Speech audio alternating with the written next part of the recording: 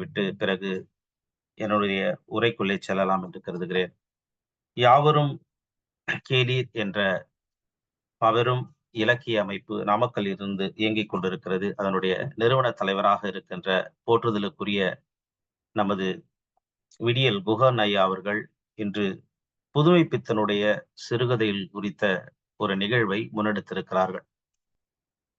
இந்த நிகழ்விற்கு அவருடைய அழைப்பை ஏற்றும் என்னுடைய அழைப்பை ஏற்றும் இந்த இணையத்தில் இணைந்திருக்கின்ற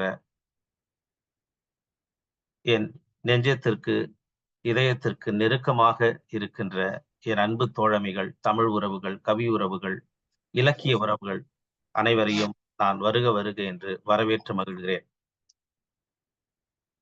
அன்பிற்கினிய தோழர் எம் அண்ணாதுரை அவர்கள் இணைந்திருக்கிறார்கள். சேலத்திலிருந்து கவிஞர் தனலட்சுமி அவர்கள் இணைந்திருக்கிறார்கள். தோழர் கே பெரியசாமி அவர்கள் இணைந்திருக்கிறார்கள். திருவல்லிக்கேணி திமுக இலக்கிய அணியினுடைய செயலராக இருக்கின்ற அன்பிற்கினிய கவிஞர் முரளி அவர்கள் இணைந்திருக்கிறார்கள். போற்றுதலுக்குரிய தோழர் முருகேசன் ராகவன் அவர்கள் இணைந்திருக்கிறார்கள். அன்பிற்கினிய ஐயா ராமசாமி என் அவர்கள் இணைந்திருக்கிறார். அன்பிற்கினிய தோழமை, இந்த நிகழ்விற்கு வித்திட்ட நமது அன்பு தோழமை எஸ் அகிலன் அவர்கள் இணைந்திருக்கிறார்கள். திருவள்ளூர் மாவட்டத்திலிருந்து ஓய்வு பெற்ற ஆசிரியர் கவிஞர் சாந்தகுமாரி அவர்கள் இணைந்திருக்கிறார்கள். கோவையிலிருந்து அமிர்தம் ரமேஷ் அவர்கள் இணைந்திருக்கிறார்கள். தேனியிலிருந்து போற்றுதலுக்குரிய கவிஞர் சே திராவிடமணி அவர்கள் இணைந்திருக்கிறார்கள். நாம் யாவரும் கேளீர் என்ற மாபெரும் அமைப்பினுடைய நிறுவன தலைவர் அன்பிற்கினிய ஐயா ஓய்வு பெற்ற நீதியரசர் விடியல் குஹன் ஐயா அவர்கள் இணைந்திருக்கிறார்கள்.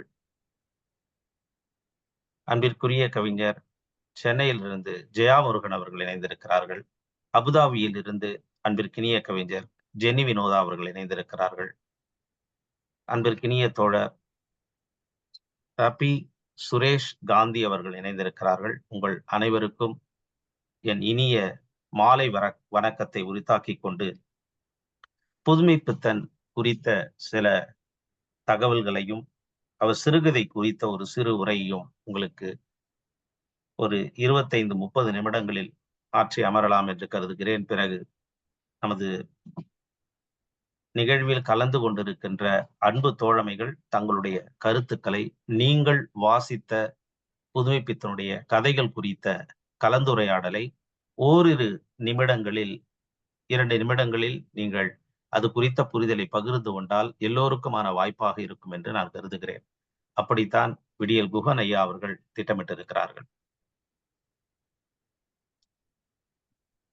திருச்சியினுடைய மேனாள் கமிஷனராக பணியாற்றி ஓய்வு பெற்றிருக்கின்ற இலக்கிய தோழமை என் போற்றுதலுக்குரிய தோழர் பிரேமா NS அவர்கள் இணைந்திருக்கிறார்கள்.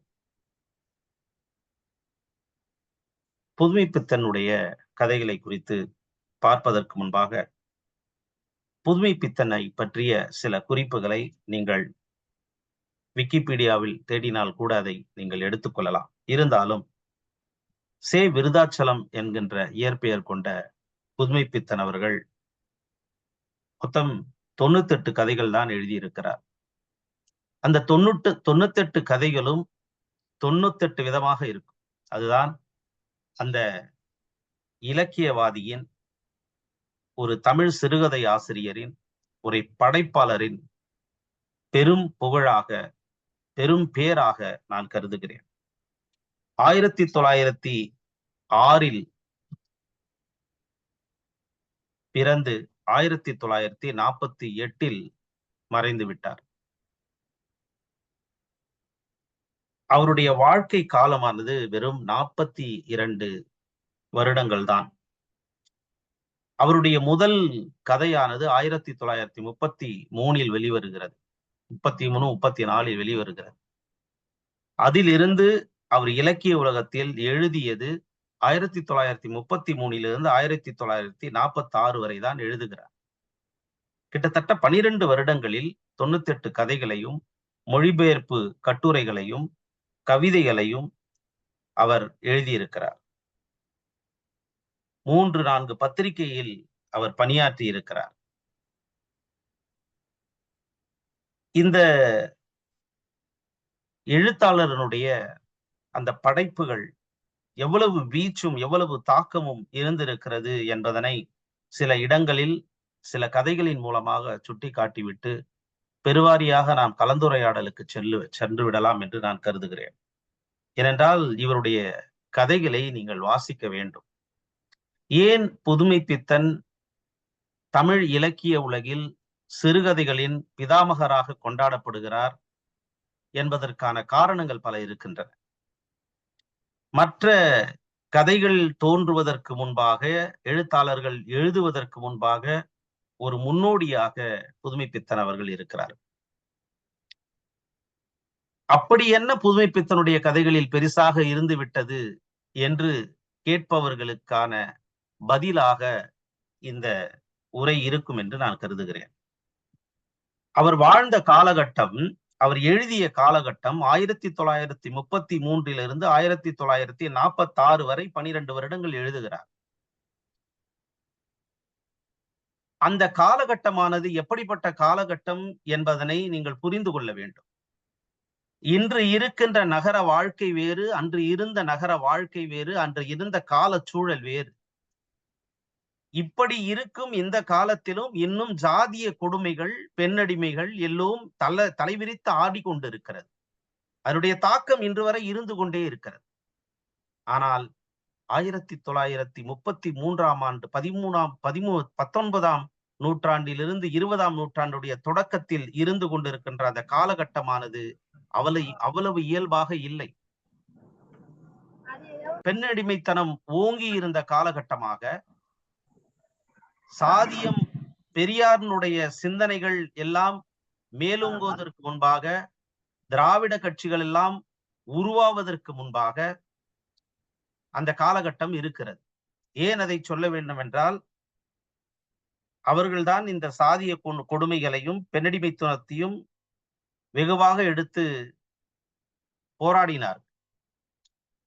ஆக அந்த காலகட்டத்தில் ஒரு எழுத்தாளன் எப்படி எழுதி கொண்டிருந்தான், அந்த எழுத்துக்களிலிருந்து புதுமைப்பித்தன் அவர்கள் எப்படி மாறுபட்டு நின்றார், எப்படி மடை மாற்றினார் என்பதுதான் புதுமைப்பித்தனை இந்த சிறுகதை உலகம் எப்படி மாற்றிக்கொண்டது அல்லது எப்படி அவரை பார்த்தது என்பதற்கான காரணமாக நான் கூற விரும்புகிறேன். அப்பொழுதெல்லாம் கதை எழுதுபவர்கள் எல்லாம் இலக்கிய படைப்பாளர்கள், அது கவிதையாக இருக்கட்டும், கதையாக இருக்கட்டும், அதையெல்லாம் எழுதுபவர்கள் ஆண்டு கொண்டிருப்பவர்களை அடிவருடி எழுதி கொண்டிருப்பார்கள். மேலும் அந்த இலக்கிய உலகங்கள், இலக்கிய எழுத்துக்கள், அதில் வருகின்ற கதைகள், கட்டுரைகள் எல்லாம் மேல்மட்டத்தை சார்ந்தவர்களாக, அவர்களுடைய வாழ்வு முறையை பிரதிபலிக்கக்கூடியதாக, இயல்பு வாழ்க்கை அல்லாத ஒன்றாக, கொஞ்சம் மிகைப்படுத்தியதாக இருந்து கொண்டிருந்த காலத்தில் புதுமைப்பித்தன் எழுதுகிறார். சரி, புதுமைப்பித்தன் இப்படி எழுதுகிறாரே, அவருடைய வாழ்வியல் சூழல் அவருக்கு நிறைவான வாழ்வை தந்திருந்ததா என்றால் இல்லை.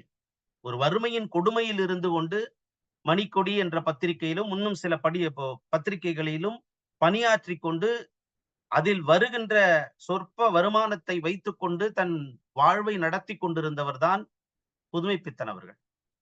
இலக்கியவாதிகளை எல்லாம் இந்த எந்த ஒரு இனமாக இருந்தாலும் ஆரம்ப காலத்தில் மதிப்பதில்லை. அது யாராக இருந்தாலும். பாரதியின் நிலையும் அப்படித்தான் இருந்தது, புதுமைப்பித்தனுடைய நிலையும் அப்படித்தான் இருந்தது. வெறும் 42 வருடங்கள் வாழ்ந்த அந்த படைப்பாளி மிகப்பெரிய மாற்றத்தை, மிகப்பெரிய புரட்சியை இந்த சிறுகதை உலகில் செய்துவிட்டு மறைந்து விட்டார். ஒவ்வொரு பத்திரிகைக்கும் என்ன பண்ணுவாரு, சிறுகதை எழுதி அனுப்புவாருங்க. அனுப்புனதுல ஒவ்வொரு பத்திரிகையிலும் ஒவ்வொரு பேர் போட்டு எழுதி அனுப்புவார். ஏன்னா ஒரே பேரை போட்டு எழுதி அனுப்புனா, இவரே அந்த பரிசுக்குரிய கதைகளை எழுதி கொண்டிருக்கிறாருன்னு அதை நிராகரிச்சிருவாங்கன்றதுக்காக வெவ்வேறு பேர்ல எழுதுவார். அந்த வெவ்வேறு பேர்ல எழுதும் போது எல்லா பரிசும் அவருக்கே கிடைக்கும். வேற வேற பேர்ல எழுதுவார். சொவின்னு ஒரு பேரு, பூபின்னு ஒரு பேரு, ரசமட்டம்னு ஒரு பேரு, வேலூர்னு ஒரு பேரு, கந்தசாமி கவிராயர்ன்னு ஒரு பேரு. இதெல்லாம் அவர்களுடைய புனைப்பெயர்கள். உத்தன்னு ஒரு பேரு, நந்தின்னு ஒரு பேரு, கபாலின்னு ஒரு பேரு, சுக்கராச்சாரின்னு ஒரு பேரு. இப்படி எல்லாம் ஒரு பேர்ல அவர் எழுதிட்டு இருந்து, கடைசியில புதுமைப்பித்தன் என்ற புனைப்பெயர்ல தான் அவர் பெர்மனன்ட்டா எழுத ஆரம்பிச்சார். இப்ப இத்தனை பேர்களை எழுதுவதற்கான காரணம் என்ன தெரியுங்களா? அவர் போட்டிக்காக அனுப்புகிற அந்த பத்திரிகைகளில் அவருக்கு கிடைக்கின்ற 4 8 போன்ற அந்த பரிசு தொகைகளின் மூலமாக அவர் குடும்பத்தை, அவருடைய வாழ்வியலை நடத்திக் கொண்டிருந்தார் என்பது எத்தனை சோகமான ஒரு இந்த இனத்தினுடைய, இந்த இலக்கியத்தினுடைய, தமிழினுடைய பதிவாக இருக்கிறது. எவ்வளவு மோசமாக இருக்கிறது. கிட்டத்தட்ட 21ஆம் நூற்றாண்டில் தான் அவருடைய சிறுகதைகள் எல்லாம் நாட்டுடைமையாக்கப்படுகின்றன. வறுமையில் இருந்து அந்த வறுமையை அனுபவித்தவன் அவனுடைய எழுத்துக்கள் எப்படி இருக்குது தெரியுமா? நீங்க எதிர்பார்க்கவே முடியாது. அந்த 98 கதைகளையும் வாசிச்சு பாருங்க. ஆற்றங்கரை பிள்ளையார்ன்னு அந்த கதை முதல் கதை. அந்த கதைய நீங்க படிச்சீங்கன்னா, அந்த கதை வந்து பாத்தீங்கன்னா, அந்த கதையினுடைய களம் நீங்க தெரியணும்னா உங்களுக்கு சரித்திரம் தெரிஞ்சிருக்கணும். ஆன்மீகம் தெரிஞ்சிருக்கணும். ஆன்மீகத்தில் தோன்றிய ஆன்மீகவாதிகள் யார் யார் என்பது தெரிஞ்சிருக்கணும். அப்ப அந்த கதையை வாசிப்பதற்கு முன்பாக ஏன் இதையெல்லாம் நான் சொல்லுகிறேன் என்றால், அந்த அந்த கதைகளின் மூலமாக அவர் எதை பற்றியும் கவலையே படலங்க. அந்த காலகட்டத்திலே அவர் அப்படி அவ்வளவு தைரியமா எழுதுறாரு. அந்த துணிச்சலும், திமிரும் எழுத்தாளனுக்கு இருக்க வேண்டும். ஒரு படைப்பாளனுக்கு இருக்க வேண்டும். அப்பதான் நீங்க வெற்றியை அடையவே முடியும். சமரசம் செய்து கொள்ளாத படைப்புகளை தாருங்கள். எங்க அப்பன் திட்டுவான், எங்க அக்கா திட்டுவா, என் அண்ணன் திட்டுவான், என்னுடைய நட்பு திட்டுவாங்க, இந்த சமூகம் திட்டட்டுமே, எழுதுங்க. அந்த கதை எப்படி தெரியுமா தொடங்கும்? ஆற்றங்கரை பிள்ளையார் கதை எப்படி தெரியுமா தொடங்கும்? ரொம்ப அழகா தொடங்குவாரு. ஊழி காலத்திற்கு முன் கிமு கிமுக்கள் பிராக்கெட்ல கிறிஸ்து பிறப்பதற்கு முன் என்ற அளவுகோலுக்கு எட்டாத சரித்திரத்தின் அடிவானம். அப்பொழுது நாகரீகம் என்ற நதி காட்டாறாக ஓடிக்கொண்டிருந்தது. கரையில் ஒரு பிள்ளையார். இப்படிதான் அந்த கதை தொடங்கும். அந்த கதை 3 பேரை சுத்தி தாங்க போடும். நடுவுல நெறைய கிழவன்கள் வருவாங்க. அந்த அந்த கதாபாத்திரத்த வைக்கிற அந்த அழகு இருக்குதுல்ல, நடுவுல வந்து கிழவன்கள் வந்து போவானுங்க. ஒரு அரச மரம், ஒரு வேப்ப மரம், ஒரு பிள்ளையார். இவ்வளவுதான் கதை. ஆனா, அந்த கதையில நீங்க உன்னிப்பா கவனிக்கணும். அந்த கதைய நீங்க வாசிக்கும் பொழுது, அந்த அரச மரம்னா யாரு? வேப்ப மரம்னா யாருன்னு முதல் பக்கத்திலே 3வது, 4வது பத்தியிலேயே சொல்லிடுவாரு. அது நீங்க அங்க அத நீங்க என்ன பண்ணணும், அந்த கதைய ஃபுல்லா வாசிச்சுட்டே வரீங்கல்ல, அந்த கதைய வாசிட்டு இருக்கும் போதெல்லாம் எங்கெல்லாம் அரச மரம் வருதோ, எங்கெல்லாம் அந்த வேப்ப மரம் வருகிறதோ, அந்த இடத்தில் நீங்கள் அவர் எதை சொன்னார் என்பதை நீங்க தொடர்பு பட்டீங்கன்னா, அந்த கதை ரொம்ப அழகா இருக்கும். நீங்க வாசிச்சுட்டு இருக்கும்போதே அது வெறும் அரச மரமாகவும், வெறும் வேப்ப மரமாகவும் வச்சீங்கன்னு வச்சுங்க, அந்த கதையில உங்களுக்கு சுவாரஸ்யம் புரியாது. இவ்வளவு துணிச்சலான கதைங்க அது. இவ்வளவு துணிச்சலான கதை. வாசித்து பாருங்கள். கதை எல்லாத்தையும் நான் சொல்லிட்டேன்னு வச்சுக்கோங்க. சொல்லவும் முடியாது. 1/2 மணி நேரத்துக்குள்ள 98 கதை சொல்றது சாத்தியமே கிடையாது. நான் ஒவ்வொரு கதையினுடைய சுவையும், ஒவ்வொருடைய கனியினுடைய சுவையாக, ஒரு மலரினுடைய மணமாக அதை எடுத்து உங்களுக்கு தொட்டு காண்பிக்கிறேன். நீங்கள் பிறகு அதெல்லாம் இலவசமாகவே முகநூலில் கிடைக்கிறது. இணையங்களில் கிடைக்கிறது. நீங்க டவுன்லோட் பண்ணலாம். மதுரை யுனிவர்சிட்டி வந்து ஃப்ரீயாவே போட்டு வச்சிருக்காங்க. புதுமைப்பித்தன் சிறுகதைகள் பிடிஎஃப்ன்னு போட்டு நீங்க கூகுள்ல சர்ச் பண்ணீங்கன்னா வரும். வாசிச்சு பாருங்க. 4, 5 பக்கம் தாங்க இருக்கும். இந்த 4, 5 பக்கத்துக்குள்ள அவர் ஏற்படுத்துகிற அந்த புதுமையும், அந்த அந்த நம்ம இதுவரையிலும் ஒரு கட்டமைச்சு வச்சிருப்போம்ல, ஒரு புராணத்தை இப்படி அப்படின்னு. ஓங்கி செவுல்ல ஒண்ணு குடுத்து, "என்னடா உங்க புராணம்?" அப்படின்ற மாரி இருக்கும் அவருடைய கதைகள் எல்லாம். இந்த கதையே அப்படி வரும். கிழவன்களுக்கு நடுவுல ஜெயின மதத்தை தோற்றுவித்த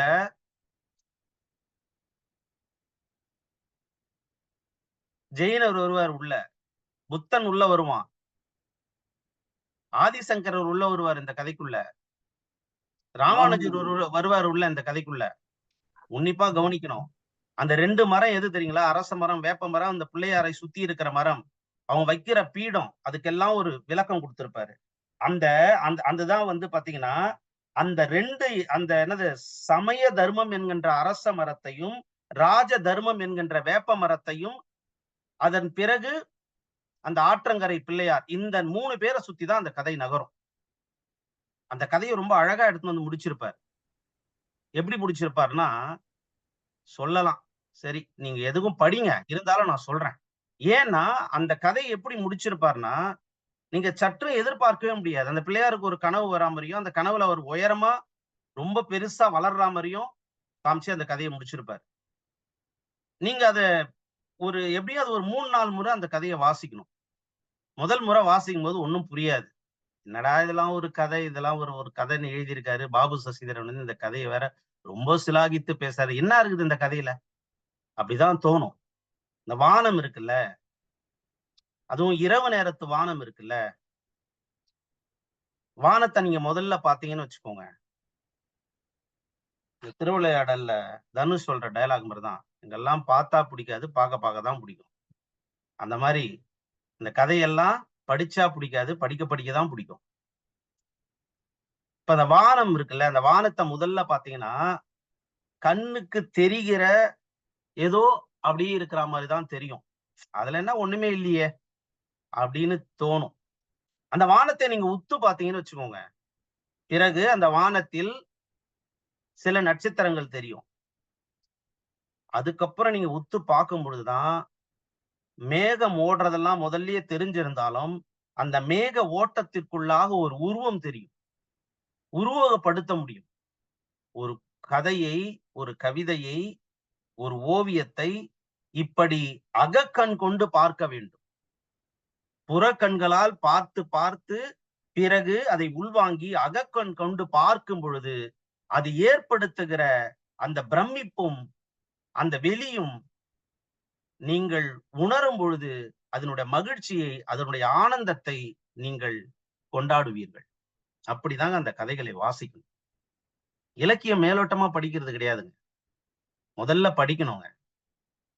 நீங்க ஒரு இலக்கியத்தை, ஒரு படைப்பை எப்படி படிக்கிறீர்கள் என்பதிலே ஒரு புரிதல் வேண்டும்.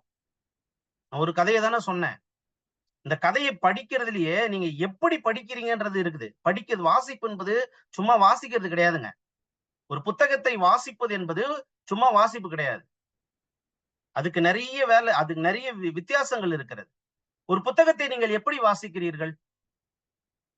ஒரு பதிப்பாளனாக வாசிக்கிறீர்களா?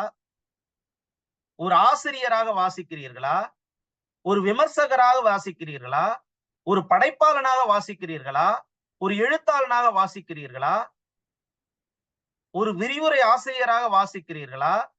வெறும் வார்த்தையின் குவியலாக வாசிக்கிறீர்களா? உங்களுடைய வாழ்க்கையை உணர்ந்து வாசிக்கிறீர்களா? எப்படி வாசிக்கிறீங்க? வாசிப்பதில் எத்தனை வாசிப்பு இருக்கிறது. முதல் முறை வாசிக்கும் பொழுது, நீங்க அந்த வாசிச்சுட்டே இருக்கும் பொழுது, அடுப்புல பால் பொங்கிட்டு இருக்குமோ? வரும், வரும். வாசிச்சுட்டே இருப்பேன். ஐயோ! மண்டே காலையில ஆபீஸ்ல என்ன ஷெட்யூல் குடுத்தோம்? எந்த இடத்துக்கு போணும்? எந்தெந்த ஒர்க்லாம் பெண்டிங் இருக்கு? சண்டேல வாசிச்சுட்டு இருக்கும்போது இதெல்லாம் வரும். அதெல்லாம் தூக்கி தூர வச்சிடணும். வாசிக்க உட்காரும் பொழுது, ஒரு தவத்தை போல் உட்கார வேண்டும். அட்லீஸ்ட் நீங்க எங்க வேணாலும், எந்த சூழல்ல வேணாலும் இருங்க. உங்களுக்கு பிடித்த புத்தகத்தை வாசிக்கும் பொழுது, நீங்கள் ஒரு தவம் செய்வதைப் போல் உங்களுடைய ஒட்டுமொத்த கவனமும் அந்த படைப்பை குறித்ததாக இருக்க வேண்டும். அப்போதான் அது உள்ள போகும். அப்பதான் உங்க மனச அது பிசையும். படம் பார்க்க போறீங்க. வேற எங்கேயோ மனச வச்சுட்டு படம் பார்த்தா படத்த என்ஜாய் பண்ண முடியாதுல்ல. அந்த மாரி தான் வாசிப்பும். வாசிக்கும் பொழுது அதனுடைய கவனம் உங்களுக்கு அந்த வாசிப்பில் இருக்க வேண்டும். 2வது அந்த வாசிப்பை நீங்க வாசிக்கும் பொழுது எப்படி தெரியுமா? அத அப்படியே நீங்க வந்து உருவகப்படுத்தணும் மனசுக்குள்ள. அந்த கதாபாத்திரங்களை உருவகப்படுத்த வேண்டும். உங்கள் நினைவுகளில் அந்த இடமும், அந்த அந்த களமும், அந்த கதாபாத்திரங்களும் அதில் ஊன்றி நீங்கள் ஓட வேண்டும். அப்பொழுதுதான் அந்த கதை அழகா இருக்கும். அதன் பிறகு நிறைய நட்புகள் இணைந்திருக்கிறார்கள். நடராஜன் அவர்கள் இணைந்திருக்கிறார். செந்தில் அவர்கள் இணைந்திருக்கிறார்கள். நிறைய நட்புகள் இணைந்திருக்கிறார்கள். ராமலிங்கம் ஐயா அவர்கள் இணைந்திருக்கிறார்கள். அனைவரையும் வரவேற்று மகிழ்கிறேன். இப்ப இத்தனை வாசிப்பும் தேவைப்படுது. ஏன்னா அந்த வாசிப்புக்கு பிறகுதான் உங்களுடைய அந்த கதை உங்களை டிஸ்டர்ப் பண்ணும். உங்களை பாதிக்கின்ற, உங்கள் உணர்வுகளை தட்டி எழுப்புகின்ற கதைகளாக படைப்புகளாக அவை இருக்கும். இப்படிதாங்க வாசிக்கணும். அது வாசிக்க பழகிட்டீங்கன்னு வச்சுக்கோங்க. வாசிக்க பழகிட்டீங்கன்னா அதன் பிறகு என்ன ஆகும் தெரியுங்களா? எந்த படைப்பை நீங்க எடுத்து உட்கார்ந்தாலும் ஆட்டோமேட்டிக்கா அது செட் ஆயிடும். அப்படியே அலைன் ஆயிடும். வேற எங்கேயுமே போகாது. எவ்வளவு இரைச்சல் இருக்கட்டும், எவ்வளவு பெரிய எந்த ஒரு திருவிழா கூட்டத்துல கூட நான் இருக்கட்டும், கல்யாண மண்டபத்துல கூட இருக்கிறேன் நானு, எத்தனை பேச்சாளர்களோட கூட இருக்கட்டும், நான் எங்க உட்கார்ந்து வாசிச்சாலும் என்னுடைய கவனம் அதுலதான் இருக்கும். நிகழ்வுல உட்கார்ந்துட்டு தான் இதற்கான குறிப்புகள் எடுத்தேன். ஒரு நிகழ்வுல நல்லா லவுட் ஸ்பீக்கர் கத்திக்கிட்டு இருக்கு, குறிப்புகள் அதுலதான் எடுத்தேன். பிரச்சனையே கிடையாது நமக்கு. நம்ம எங்க இருக்கிறோம், நம்ம என்னவா இருக்கிறோம், அவ்வளவுதான். ஆக நீங்கள் வாசிக்க வேண்டியது, அன்பு தோழமை புனிதவதி அவர்கள் இணைகிறார்கள், இப்படி வாசிக்க வேண்டும். ஆத்தங்கரை பிள்ளையார் சொன்னா அந்த கதை இப்படியா? பொன்னகரம்னு ஒரு கதை. அதுவரை இருந்த வாழ்வியல் கதைகளை எல்லாம் சுக்கு சுக்கு நூறாக உடைக்கின்ற கதை. எப்போ? கிட்டத்தட்ட 20ஆம் நூற்றாண்டுடைய சரிபாதி காலத்துல எழுதுறான் அந்த மனுஷன். ஒரு பொண்ணு, கல்யாணமான ஒரு பொண்ணுக்கு தன்னுடைய கணவன் கேட்கின்ற குறைந்தபட்ச உணவை பூர்த்தி செய்வதற்கான காசு இல்லைங்க. காசு கிடையாது. காலனா எட்டனா, இப்பத்திக்கு இந்த காலத்துக்கு அது 100, 200 ரூபாய் கூட இருக்கலாம். அந்த காலத்துல இந்த கார்லனா அரணா எட்டனா இருக்குதுல்ல, 75 காசு இருக்குதுல்ல. இன்னையே அது 500 ரூபாவா இருக்கலாம், எது வேணாலும் இருக்கலாம். ஒரு வேளை உணவை இன்னைக்கு நீங்க கணக்கு பண்ணிக்கோங்க, 100 ரூபாய். உடம்பு சரியாத புருஷன் குடிச்சிட்டான். அவன் கஷ்டப்பட்டு கேட்கறான், எனக்கு பசிக்குது, கஞ்சி ஊத்து எனக்கு காலையில. ஒரு பெண் மனது எவ்வளவு இலகியதாக இருக்கும். அந்த மனுஷன் பதிவு செய்வார். அவன் மேல ஒருத்தன் கண்ணு வச்சுக்கிட்டே இருப்பான். தன் கணவனுடைய குறைந்தபட்ச அந்த பசியை பூர்த்தி செய்வதற்காக அவள் அந்த இருளில் ஒதுங்கினாள் அப்படின்னு முடிப்பாரு. முடிக்கும் போது கடைசியில சொல்லுவாரு, போங்கடா வெங்காயம், போங்கடா நீங்களும் உங்க கற்பம், என் புருஷனுக்கு அரவாய் கஞ்சி ஊத்துறடா உங்க கற்பு. கற்பு கற்புன்றீங்களே, என்னடா பெரிய கற்புன்னு செவுட்டுல அறையிற மாதிரி அந்த சமூகத்தை இந்த பொன்னகரம் என்ற கதையில் வைத்திருப்பார். எத்தனை எத்தனை அதாவது பாத்தீங்கன்னா அதுக்குள்ள வறுமை இருக்கும், பசி இருக்கும், இயலாமை இருக்கும், ஏமாற்றம் இருக்கும், ஏக்கம் இருக்கும். இந்த சமூகத்தினுடைய இப்படிப்பட்ட மனிதர்களை, மாந்தர்களை, கதை மாந்தர்களை எல்லாம் நாம் புறவெளிகளில் பார்க்கும் பொழுது பொன்னகரம் வந்து வந்து வந்து வந்து போகுங்க. இதே மாதிரியான பொன்னகரத்தில் இருக்கின்ற அந்த கதாநாயகியை போன்ற எத்தனையோ பெண்களை, எத்தனையோ ஆண்களை உங்கள் நாமக்கல்லில் பார்க்கலாம், உங்கள் கோவையில் பார்க்கலாம், உங்கள் சென்னையில் பார்க்கலாம், நான் வாழ்ந்து கொண்டிருக்கின்ற பெங்களூரில் பார்க்கலாம். நீங்கள் இருக்கின்ற இடங்களில் பார்க்கலாம். யோசித்து பாருங்கள். அந்த பொன்னகரத்தில் வருகின்ற அந்த கதாநாயகியாக ஒருவேளை நமக்கு ஒரு சூழல் வரும் என்றால் எப்படி இருக்கும்? அப்படி அந்த கதையை பார்க்கும் பொழுது அதனுடைய உணர்வுகளை ஒண்ணுமே பண்ண முடியாது. பசிக்கு, குழந்தை பசிக்குன்னு கேக்குது, பால் கொடுக்க முடியல அந்த தாய்க்கு, என்ன பண்ணுவா? தன்னுடைய பசையை ஈர துணி கூட வச்சு அடக்கிப்பாங்க தாய். ஆனா தன்னுடைய குழந்தைக்கு பசி என்று வரும்பொழுது எதையும் செய்ய துணிவாள். அந்த பொன்னகரம் என்கின்ற அந்த கதை அதைத்தான் பதிவு செய்யும். அதுல இதெல்லாம் தாண்டி இன்னொன்று இருக்குங்க. அந்த கதையினுடைய இந்த சமூகத்தை கேள்வி கேட்கறதெல்லாம் இருக்கட்டும், இதெல்லாம் தாண்டி இன்னொரு சிந்தனை இருக்குது. அது என்ன தெரியுங்களா? அவ தன்னோட பசிக்கு போலங்க. தன்னோட பசிக்கு போல தன் கணவனுடைய பசியை பூர்த்தி செய்வதற்காக போனால்னு சொல்ற அந்த இடம் இருக்குல்ல, அது என்ன சொல்றது, வேற விதம். ஒரு அர்ப்பணிப்பினுடைய உச்சம் அது. ச்சே! இப்படியெல்லாம் இருந்து காப்பாத்தணுமா? அப்படின்ற கேள்வி கூட உங்களுக்கு எழலாம். அவளுக்கு வேற எதுவும் செய்ய முடியாதே. அவளுக்கு கூலி போடுறதுக்கு இன்னும் 2 நாள் ஆகும். அந்த கூலி போடுறது 2 நாள் வரையிலும் அவன் புருஷன பசியோட வச்சிருக்க முடியுமா? ஒரு ஆண் கையேந்தினால் எந்த எதிர்பார்ப்பும் இல்லாமல் அவனை கடந்து சென்றுவிடும் இந்த சமூகம். ஆனால் ஒரு பெண், அதுவும் இளமையாக இருக்கின்ற ஒரு பெண் ரோட்டில் போய் கையேந்தட்டும். எத்தனை கண்கள் அவளை எத்தனை விதமாக பார்க்கும் என்பதை நீங்கள் பார்த்திருக்கிறீர்களா? பொன்னகரம் சொல்லும் அந்த கதையில. 2 பக்கம் கதை. 2 பக்கம் தாங்க.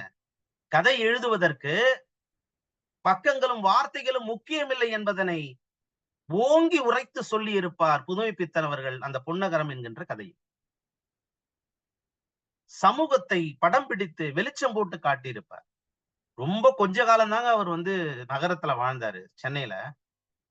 கடலூர்ல பொறந்து திருவனந்தபுரத்துல இறந்துட்டாரு.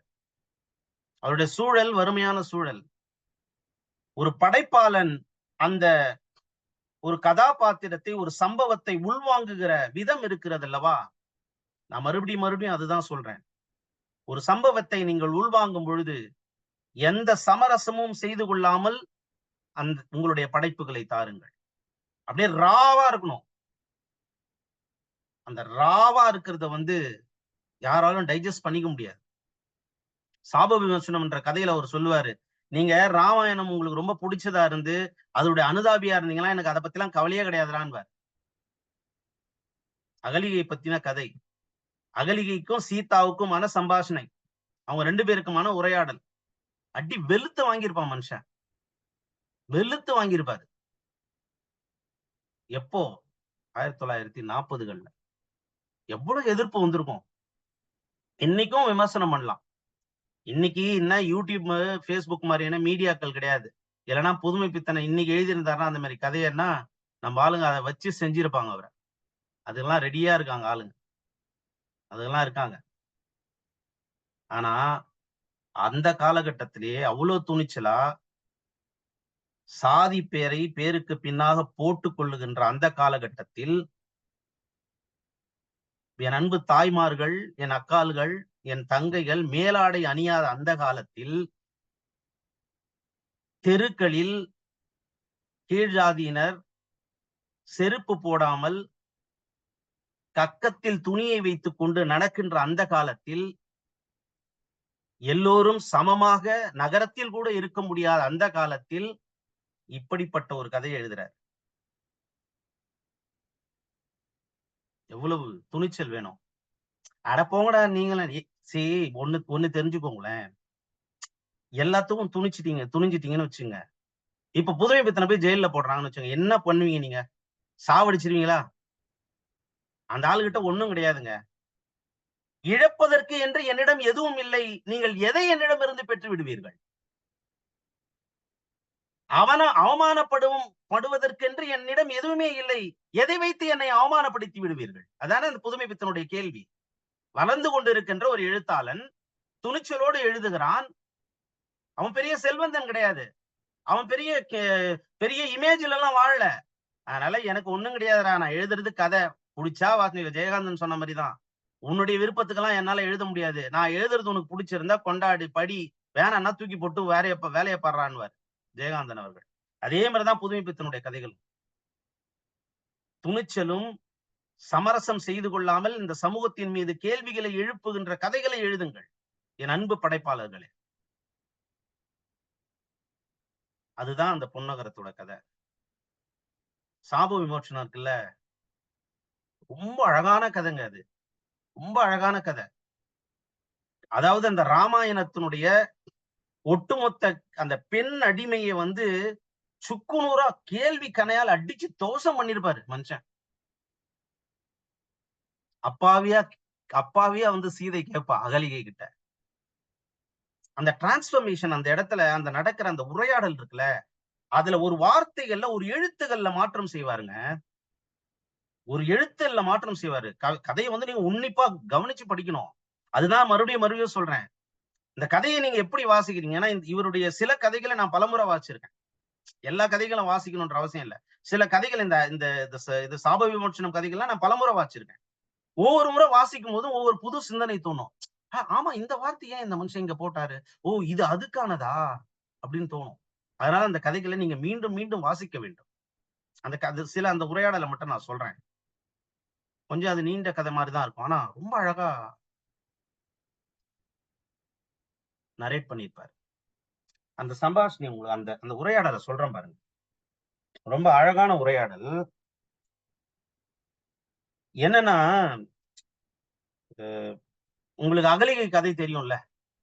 அகலிகை கதை தெரியும். அத பத்தி அகலிகை கதை தெரிஞ்சிருந்தா தான், இந்த சாப விமோசனம்ன்ற கதை உங்களுக்கு புரியும். அதனால ஒரு கதைக்கு இன்னொரு சில புராணங்கள், இதிகாசங்கள்லாம் இன்டர் கனெக்டட். அது தெரிஞ்சிருந்தா தான் உங்களுக்கு இதுக்குள்ள முடியும். நீங்க உணர முடியும். அது அது உணரணும்னா, அந்த கதைய நீங்க நெறைய உள்வாங்கி இருக்கணும். இதுலயே வந்து பாத்தீங்கன்னா, 2 ராமாயணத்திலே 2 வித்தியாசம் இருக்கு. கம்பன் எழுதின ராமாயணம் வேற மாரி இருக்கும். வால்மீகி எழுதின ராமாயணம் வேற மாரி இருக்கும். வால்மீகி என்ன இந்த அகலிகை பார்ட்ட மட்டும் சொல்றேன் உங்களுக்கு. வால்மீகி என்ன எழுதுவான், அகலிகையை மொத்தமா சொல்லிட்டு, அதுக்கப்புறம் வால்மீகியும் கம்பராமாயணத்துக்கும் உள்ள வர்றது சரியா இருக்கும்னு நெனைக்கிறேன். என்ன ஒண்ணும் இல்லங்க. ஒரு குரு, வந்து ஒரு முனிவரு, அவங்களுடைய மனைவி, கங்கை ஓரத்துல குடும்பம் நடத்தின்னுருக்காங்க. இவரு அதிகாலையில அவர் போய் குளிச்சுட்டு வரலான்னு போனாரு. அந்த நேரத்துல இந்திரன் அந்த பொண்ண பாத்துட்டான். அவங்க மனைவிய பாத்துட்டான். அவனுக்கு ஆசைப்பட்டான். தேவர்கள் எது செஞ்சாலும் தப்பு கிடையாது. அப்படிதான் இதிகாசங்களும், புராணங்களும் சொல்லுகிறது. அது வேற விஷயம். அப்புறம் அது பேசனோம்னா, அது வேற மாரி போயிடும். அரசியல் ஆயிடும். அதுக்குள்ள நான் போல. இந்திரனுக்கு ஆசை வந்துருச்சு. சேவலா மாரி வரான். அவங்க முனிவர் மாரியே வரான் வேஷம் போட்டு. வரும்பொழுது அகலிகை தன்னுடைய கணவர் தான் வந்திருக்காருன்ட்டு கிட்ட போறா. உண்மையான கணவர் அந்த ஆத்துல இருந்து குளிச்சுட்டு வரும்போது பாத்துடுறாரு. அவரு சாபம் குடுத்துறாரு. இவ கல்லாயிடுறா. நான் ஷார்ட்டா சொல்றேங்க. சரிங்களா? இது இதுதான்.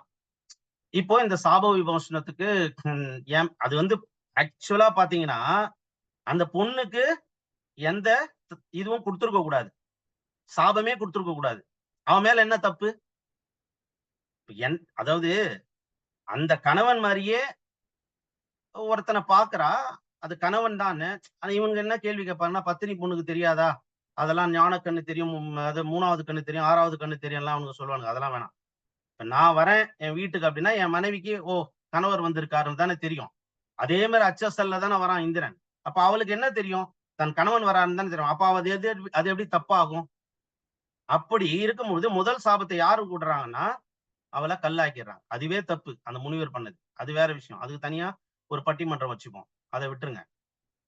அதுக்கப்புறம் இந்திரனுக்கும் சாபம் குடுத்து சாப விமோசனம் கேட்கும்போது, ஏதோ அவதாரத்துல இருந்து வருவாரு. அவதார புருஷன் வருவாரு. அவரு மூலியமா உனக்கு சாப விமோசனம் கிடைக்கும்ன்ட்டு இவரு போயிட்டாரு. இப்ப என்ன பண்றான்? வால்மீகி எழுதுறான். அவருடைய கால் பட்டதுனால அகலிகை பெண்ணா மாறிட்டார்ன்னு எழுதுறான்.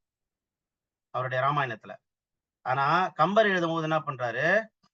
இந்த கால் தூசி பட்டதுனால அவ வந்து பெண்ணா மாறிட்டான்னு எழுதுறாங்க. இப்ப இதுக்குள்ளேயே வந்து பாத்தீங்கன்னா, அன்டச்சபிலிட்டி இருக்குது பாருங்க. ஒருத்தன் என்ன சொல்றான்? பெண்ணை அதாவது இதுதான் இதுதான் வந்து உச்சபட்சம். அவன் அந்த அந்த அந்த வர்ணாசிரமத்த வச்சிருக்கும் பொழுதே, பெண் வந்து எல்லாருக்கும் கேடான்றான்.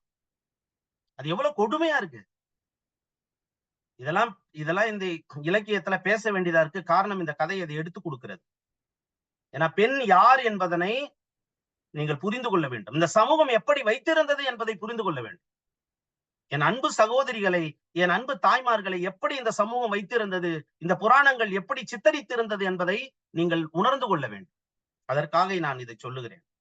ஜாதியை பற்றியோ, மதத்தை பற்றியோ பேசுவதற்கான இது இடம் இல்லை என்பது எனக்கு தெரியும். ஆனால் இருந்தாலும் இந்த கதையின் மூலமாக புதுமைப்பித்தன் எதை சொல்ல வருகிறார் என்பதனை சொல்ல வேண்டியது எனது கடமை. அப்ப இந்த சமூகம் இப்படி பெண்ணை வந்து எல்லாருக்கும் கீழாக வைத்திருக்கிறது. அப்படிப்பட்ட பெண்ணை தொடுவது பாவம் என்கிறது. அதனாலதான் கம்பன் எழுதும் போது கால் தூசிப்பட்டதுன்னு எழுதான், மேல கைப்பட்டது கால் பட்டதுன்னு எழுதல. அதுல ஓரளவுக்கு வால்மீகிய சேர்த்துக்கலாம். அவன் கால் பட்டதுனால சாப விமோச்சனம் அடைந்தால் அத நுணுக்கமா இவர் பதிவு பண்ணுவாரு புதுமை பித்தன்.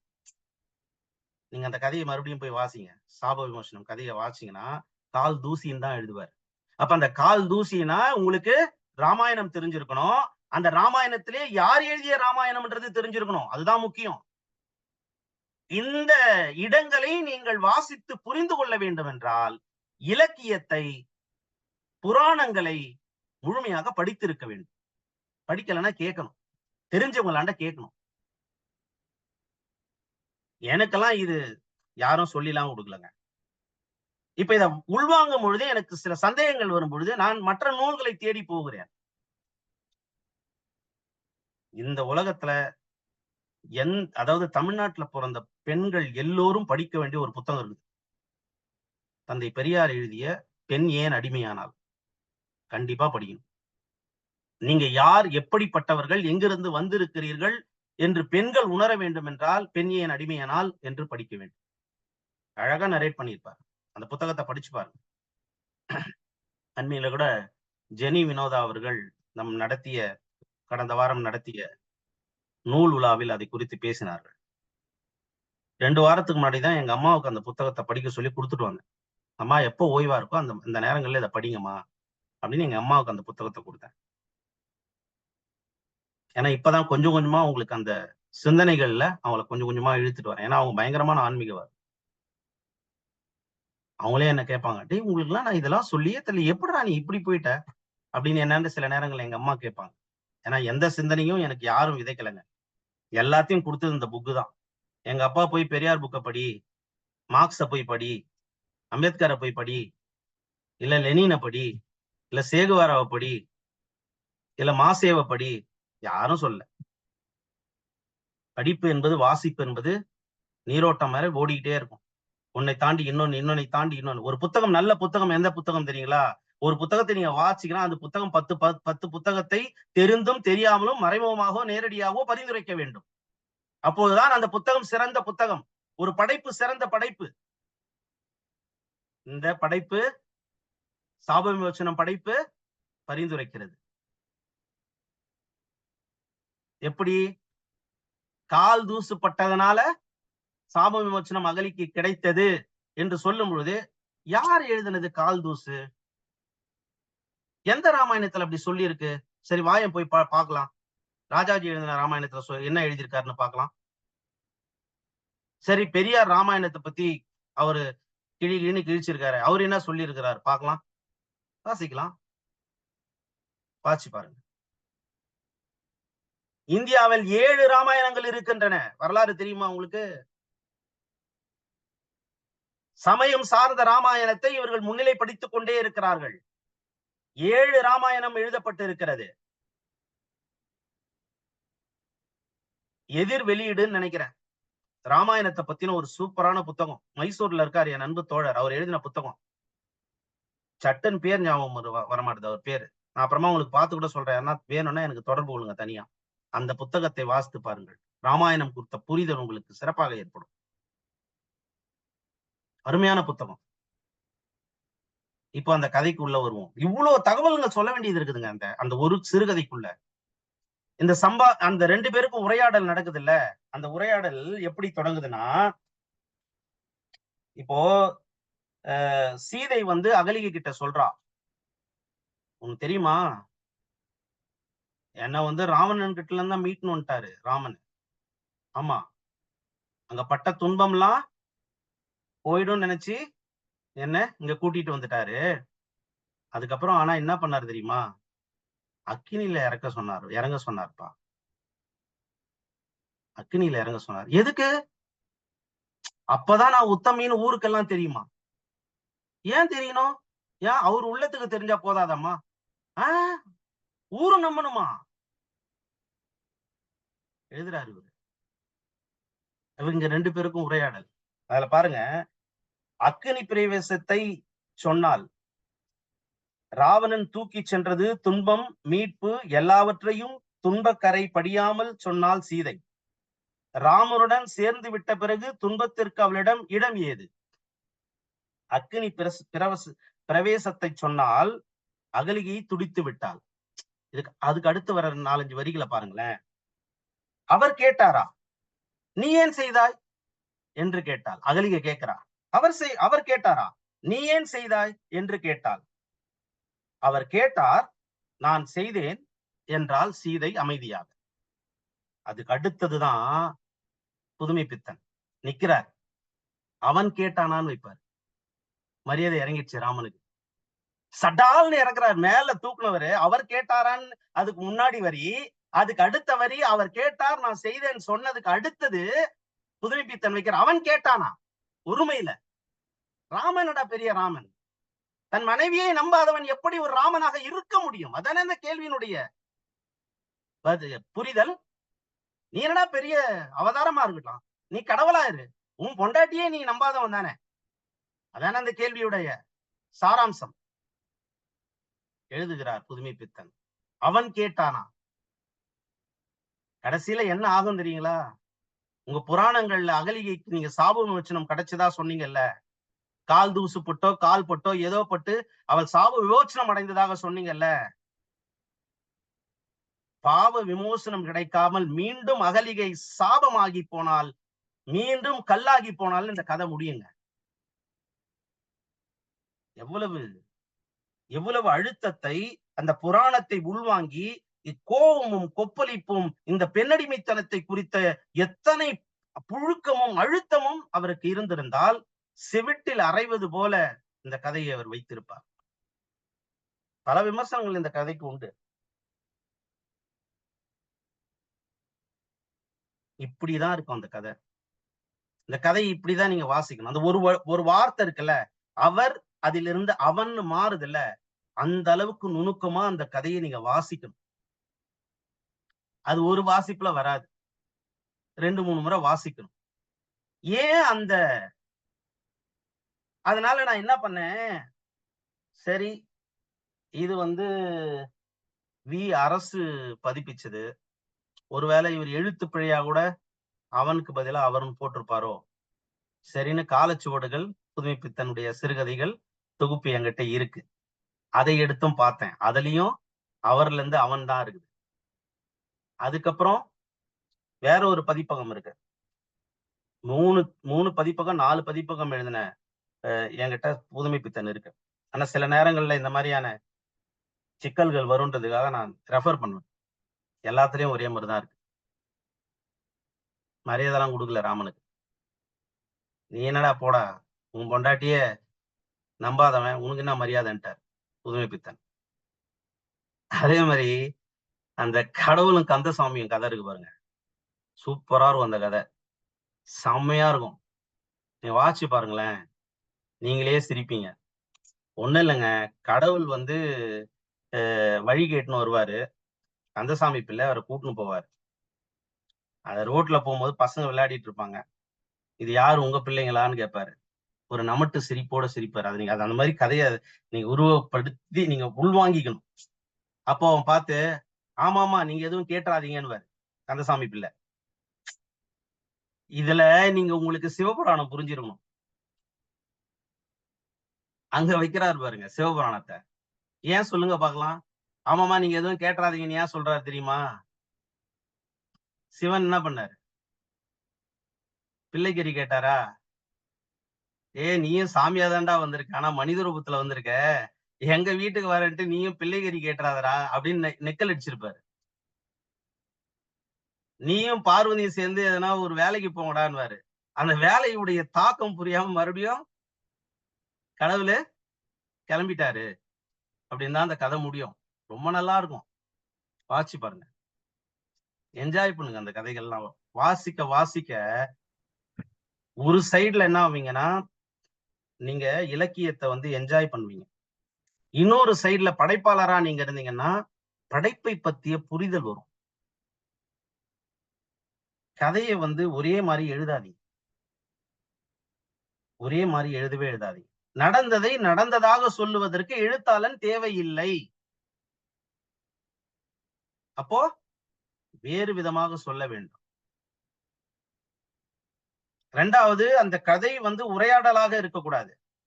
ஆனா உரையாடல்கள் கதைக்குள்ள இருக்கணும். கட்டுரை போல இருக்கக்கூடாது. ஒரு கட்டுரை எழுதுவதற்கான கதைகளாக இருக்க வேண்டும்.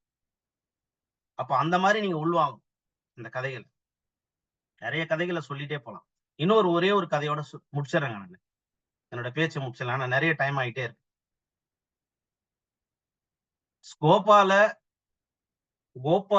கோபால ஐயங்கார் மனைவி அப்படின்னு ஒரு கதை. செம்ம கதை அது. ஆனா அத கோபால் ஐயங்கார் இருக்கார்ல, அவர் வந்து சப் கலெக்டர். அவங்க ஒய்ஃப் பேரு மீனாட்சி. அவங்களுக்கு படிப்புலாம் சரியா வராது.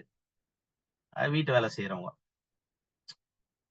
அவங்க வந்து ஜாதியெல்லாம் சொல்லக்கூடாது. இருந்தாலும் அவர் ஜாதி அதுல சொல்லியிருக்காரு. அதனால நான் சொல்றேன். இவர் வந்து ஐயங்கார். அவங்க வந்து இடையர் ஜாதி. இப்படிதான் அவர் சொல்லுவார். இதுல என்னன்னா, அந்த கோபால் ஐயங்கார் இருக்காரு பாருங்க. அவங்க மனைவிய வந்து ஐயரா மாத்துறதுக்கு ட்ரை பண்ணி தோத்துருவாரு. தோத்ததுனால தண்ணி அடிப்பாரு. நான் ரொம்ப ஷார்ட்டா சொல்லிட்டு வரேன். ஆனா அந்த கதையை படிச்சீங்கன்னா நீங்க என்ஜாய் பண்ணுவீங்க. செம்மையா இருக்கும் அந்த கதை. ரொம்ப அழகா இருக்கும்.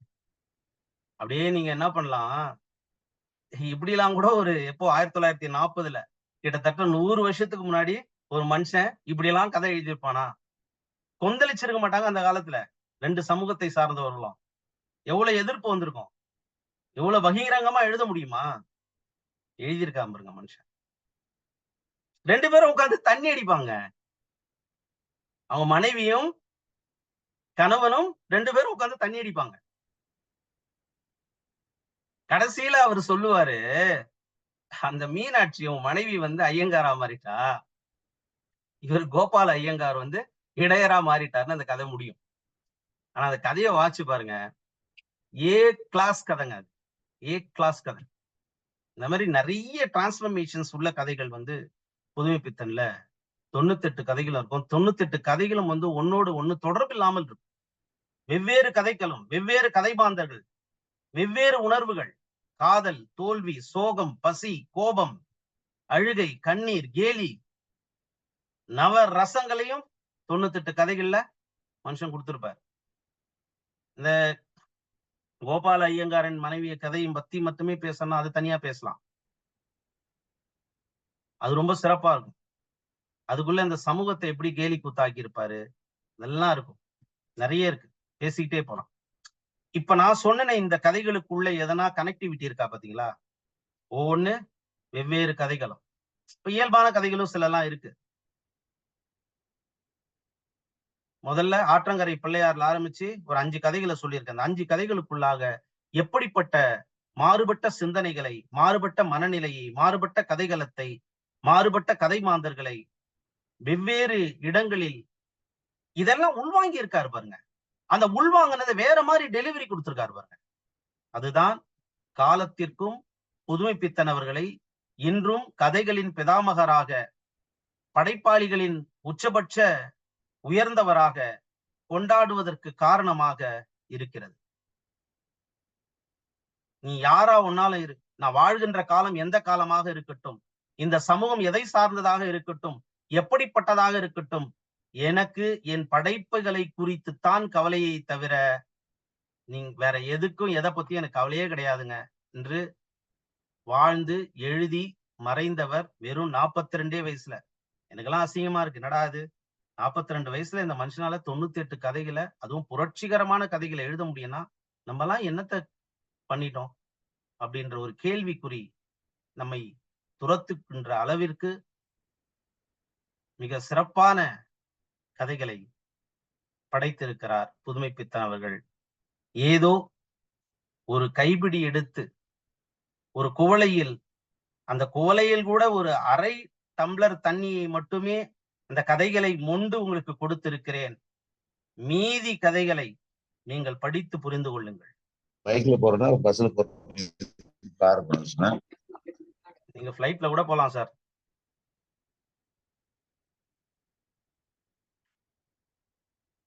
சரிங்களா? ஏன் சொல்ல வரேன்னா, அந்த கதைகள் வந்து நீங்கள் உள்வாங்கும் பொழுது மிகப்பெரிய ஒரு பிரளயத்தை, ஒரு திறந்த வெளியை மனவெளியை உங்களுக்கு ஏற்படுத்தும் என்று சொன்னால் மிகையாகாது. இந்த இந்த இது வந்து நிறைய இருக்கு. நிறைய பதிப்பகங்கள் புதுமைப்பித்தனுடைய கதைகளை வெளிக்கொண்டு வந்திருக்கிறார்கள். சிலர் குறிப்பிட்ட கதைகளை தொகுத்து கொண்டு வந்திருக்கிறார்கள். எதுவா இருந்தாலும் புதுமைப்பித்தனுடைய கதைகளை வாங்கி படியுங்கள்.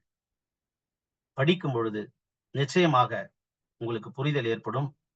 இப்ப நான் சொன்னேன்ல, இந்த கதை புதுமைப்பித்தனுடைய படிச்சது, இது எல்லாமே என்னோட அனுபவங்க. என்னை விட சிறப்பான அனுபவங்கள் படிக்கும் பொழுது உங்களுக்கு வரலாம். அதனால் நான் படித்ததைத்தான் உங்களுக்கு சொல்லி இருக்கிறேன். ஒருவேளை நான் சொன்னதில் ஏதாவது உங்கள் மனதை புண்படுத்தி இருக்கும் என்றால் அதற்கு நான் தான் பொறுப்பு. சரிங்களா? அது புதுமைப்பித்தன் பொறுப்பு கிடையாது. ஏன்னா நான் அந்த கதையை எப்படி உள்வாங்கிக்கிட்டு உங்களுக்கு சொல்லியிருக்கேன்றதுதான் முக்கியம்.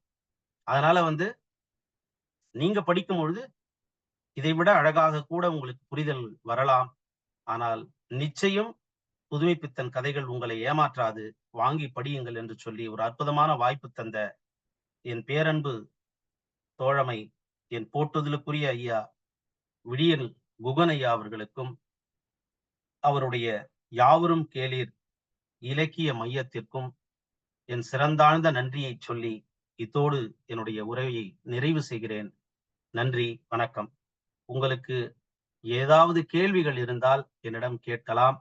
அல்லது புதுமைப்பித்தன் கதைகள் குறித்த உங்கள் புரிதல் ஏதாவது இருந்தால் 2 நிமிடங்களில் 3 மணித்துளிகளில் நீங்கள் என்னோடு பகிர்ந்து கொள்ளலாம் என்பதனை அன்போடு தெரிவித்துக் கொள்கிறேன்.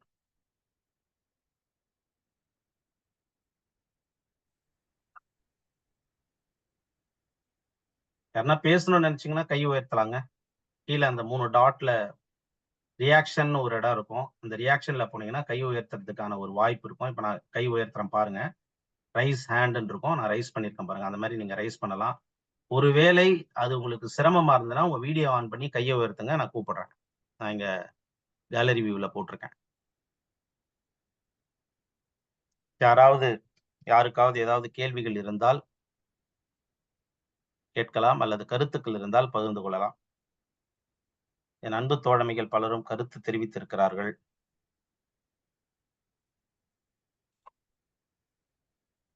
ஐயா வணக்கம். வணக்கங்கய்யா, வாங்கய்யா. குரல் கேக்குதா? கேக்குதுங்கய்யா, சிறப்பா கேக்குதுங்கய்யா. நல்லது நல்லது.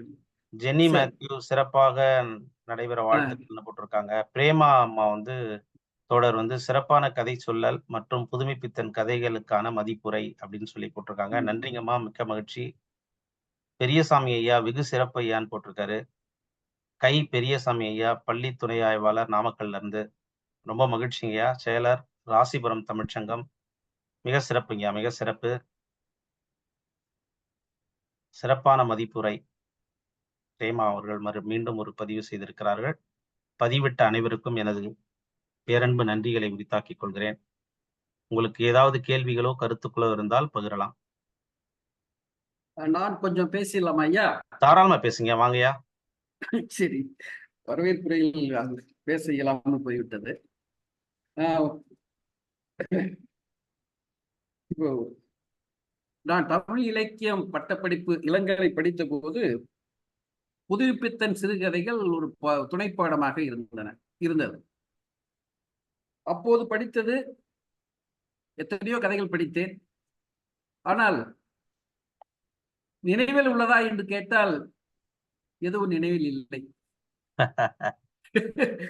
என்ன காரணம் என்றால், புதுமைப்பித்தன் சிறுகதைகள் படித்தது போல் இருக்கும், ஆனால் கதைகள் சொல்லுவது போல் இருக்காது. யாரும் அந்த கதைகளை எளிதாக சொல்லிவிட முடியாது. அவர் கதைகளில் சொல்லியுள்ள விடயங்களை அவர் சொன்ன விதத்தில் யாரும் சொல்லிவிட முடியாது. அப்படி ஒவ்வொரு கதையும் ஒரு செறிவானதாக இருக்கும். கதை புரிந்தும் புரியாததுமாக இருக்கும். சொல்ல போனா அவருடைய கதைகள் 98 என்று ஐயா சொன்னார். எனக்கு அவரே பரிசீலித்த புதுமைப்பித்தன் கதைகள் என்ற புத்தகத்தில் 102 கதைகள் இருக்கு. அதுக்கப்புறம் பின்னாடி சேர்த்தாங்க 4 கதை. 102 கதைகள் இருக்கு. அவருடைய கதைகளை 2 பாகங்களாக பிரிக்கிறார்கள். ஒரு பாகம் பல பரிமாண கதைகள். அது அதான் நான் சொன்ன மாதிரி புரிந்தும் புரியாமல் இருக்கக்கூடிய கதைகள், இருமையான கதைகள், படிவமான கதைகள், உருவக கதைகள் அப்படின்னு பலவிதமா சொல்லலாம். அது பல முறை படித்தால்தான் புரிந்தது போல் இருக்கும், முழுசா புரிஞ்சிடாது அப்பவும். ஆக அது அவ்வளவு செறிவாக, அவ்வளவு நுணுக்கமாக எழுதியிருப்பார். ஒவ்வொரு வார்த்தைகளையும் கல்வெட்டு போல இருக்கும். பெரிய கதைகள், நீண்ட கதைகள் என்றெல்லாம் இருக்காது. சின்ன சின்ன கதைகள் பாபு சசிதரன் ஐயா சொன்ன மாதிரி 2 பக்க கதைகள், 3 பக்க கதைகள்ங்கிற மாதிரிதான் பெரும்பாலும் இருக்கும். ஆனா அவருடைய கதைகள் அந்த மாதிரி ஒரு ஒரு அவர் புதுமை பித்தன் என்ற சொல்லுக்கே இலக்கணமாக இருப்பது போல எல்லாவும் புதுமையாக இருக்கும். அவர் ஒரு பித்தன் தான் இந்த மாதிரி எழுத முடியுமோ என்று எண்ணக்கூடிய அளவுக்கும் இருக்கும். ஆக அந்த வகையில் அவருடைய கதைகள் சிறப்பு வாய்ந்தது என்பதை சொல்வதற்காக தான் இதையெல்லாம் சொன்னேன். அவருடைய கதைகள் என்று சொன்னால் பல பரிமாண கதைகள் என்பது 60 அதில் 60 கதைகள் இருக்கின்றன. 60 கதைகள் அவருடைய பல பரிமாண கதைகள். எளிய கதைகள் சொல்லி ஒரு 42 அப்படி வச்சுக்கலாம். ஆக அந்த எளிய கதைகள் வரக்கூடியதுல 42 கதைகளை கொஞ்சம் எளிதாக புரிந்து கொள்ள முடியும். அந்த பொன்னகரம் போன்ற கதைகள் எல்லாம் அதில் வரக்கூடியது. அதுவும் 2 பக்க கதையா இருந்தாலும் அதுவும் ஒரு சிறப்பான அது கதையே ஒரு அந்த பொன்னகரத்தை பற்றி ஒரு நகரத்துல எப்படி என்ன நடக்குதுங்கிறது சொல்றதே ஒரு 1.5 பக்கம் போயிடும். மீதி கதைங்கிறது அந்த அரை பக்கத்திலேயே முடிஞ்சிடும். அப்படி அந்த அரை பக்கத்துக்குள்ளேயே அந்த கதையை முழு வடிவமும் கொண்டு வந்து கொடுத்துருப்பாரு. ஐயா ஏற்கனவே பாபு சசிதரன் அதை பத்தி விளக்கமா சொல்லிட்டாரு. அதனால அதுக்குள்ள நான் மேலும் கொண்டு போகல. அப்புறம் நம்ம சாப விமோசனத்தை பத்தியும் சொன்னாரு. அந்த சாப விமோசனம் என்ற கதையை 1943 எழுதியிருக்காரு. வெளிவந்திருக்கு, கலைமகள் வெளிவந்திருக்கு. அதற்கு முன்னதாகவே 1934 அகலிகைன்னு ஒரு கதை எழுதியிருக்காரு. ஐயா படிச்சீங்களா?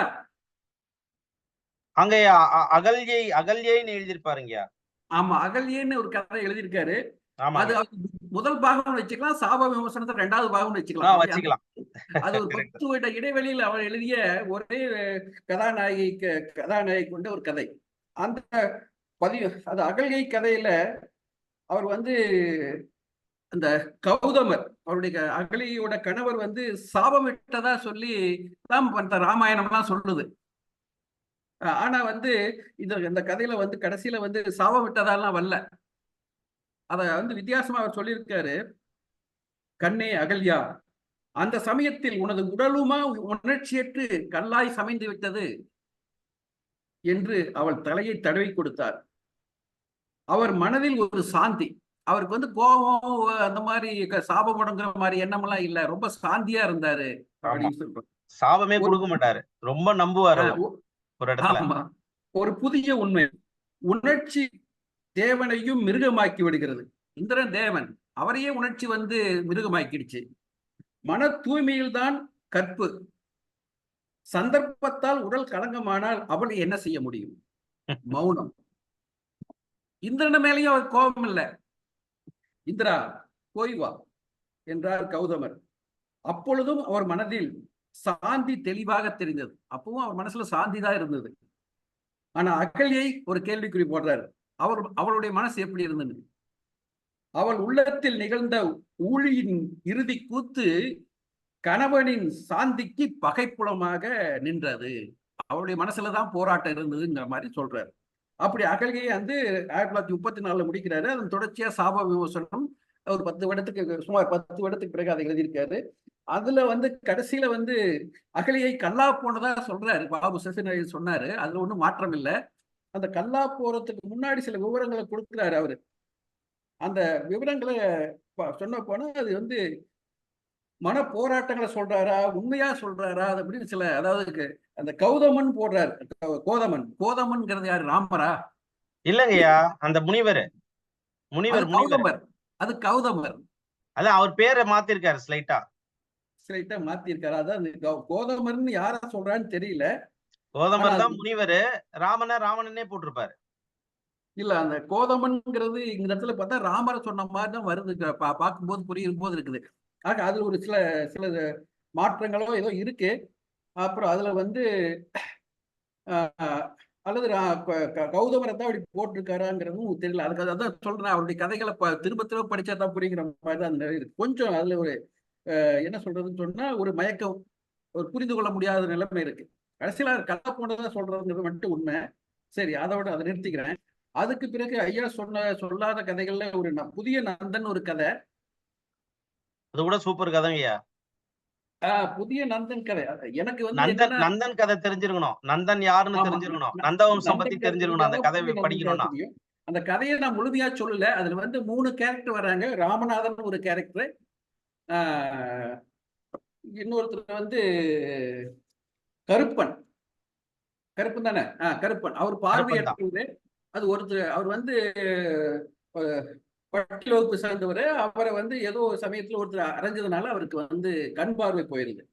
கருப்பன். அவருடைய மகன் வந்து பெரியார் இயக்கத்துல சேர்ந்துடுறாரு. அவர் பெயர் வந்து நரசிம்மன்.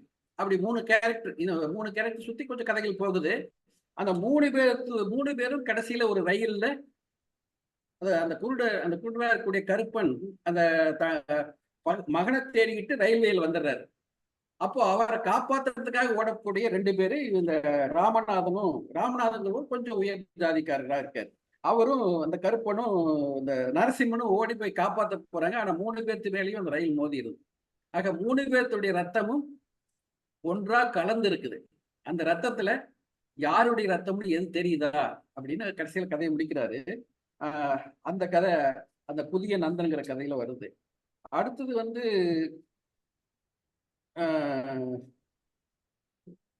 கடவுளின் பிரதிநிதின்னு ஒரு கதை.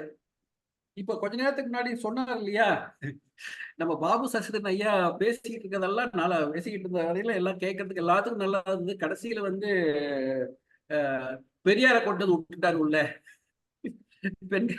பெண்கள் ஏன் அடிமையானாலும் பெரியார் கதையை படிச்சு சொல்லிட்டாரு அப்படிங்கிற மாதிரி ஒரு சிலருக்கு துணுக்குட்டு இருப்பீங்க. திடீர்னு சொல்லிட்டாரு. நல்லா தான் விஷயங்களை சொல்லிட்டு வந்தா கடைசியில எங்கேயோ போய் கொண்டு போயிட்டாரு அப்படிங்கிற மாதிரி அந்த கதையிலையும் வந்து ஒரு சங்கரன் சொல்லி ஒரு அந்த ஆன்மீக சொற்பொழி ஆற்றக்கூடியவர். அதே போல அந்த அவர் ஒரு கோயில்ல வந்து பூஜை செய்து கொண்டிருக்கக்கூடிய அவர் பேர் என்ன, சுப்பு சாஸ்திரிகள்.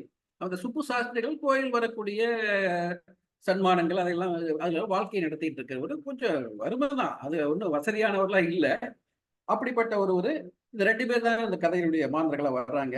அதுல வந்து கடைசியா அவர் வந்து ஆன்மீக சொற்பொழி ஆற்றிட்டு வருவாரு. எல்லாத்த பத்தி நல்லா கதைகள்லாம் சொல்லிட்டு வந்து கடைசியில வந்து காந்தியடிகளுடைய ஹரிஜன இயக்கத்துல வந்து கொண்டு வராரு. ஹரிஜன இயக்கத்தை பத்தி சொல்லிட்டு ஹரிஜனங்களையும் கோயிலுக்குள்ள விடணும் அப்படின்னு சொல்லி அவருடைய பிரசங்கத்தை முடிக்கிறார்.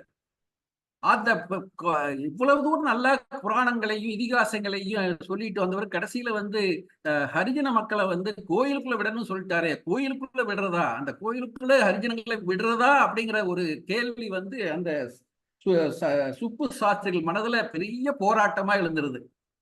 அப்படியே அந்த அந்த போராட்டத்தை சொல்ற மாதிரி அந்த கதையை முடிச்சிருப்பாரு. அது அந்த மாதிரி கதை ஒண்ணு இருக்கு. இது போல இப்ப வந்து அவருடைய கதைகள் வந்து புதுமைப்பித்தனுடைய கதைகள் நிறைய இருக்கு. நானும் கூட ஒரு அவசர அடியில ஒரு 10 கதையாவது படிச்சுட்டு தான் அந்த கதைகளை பத்தி இப்ப சொல்ல முடியுது.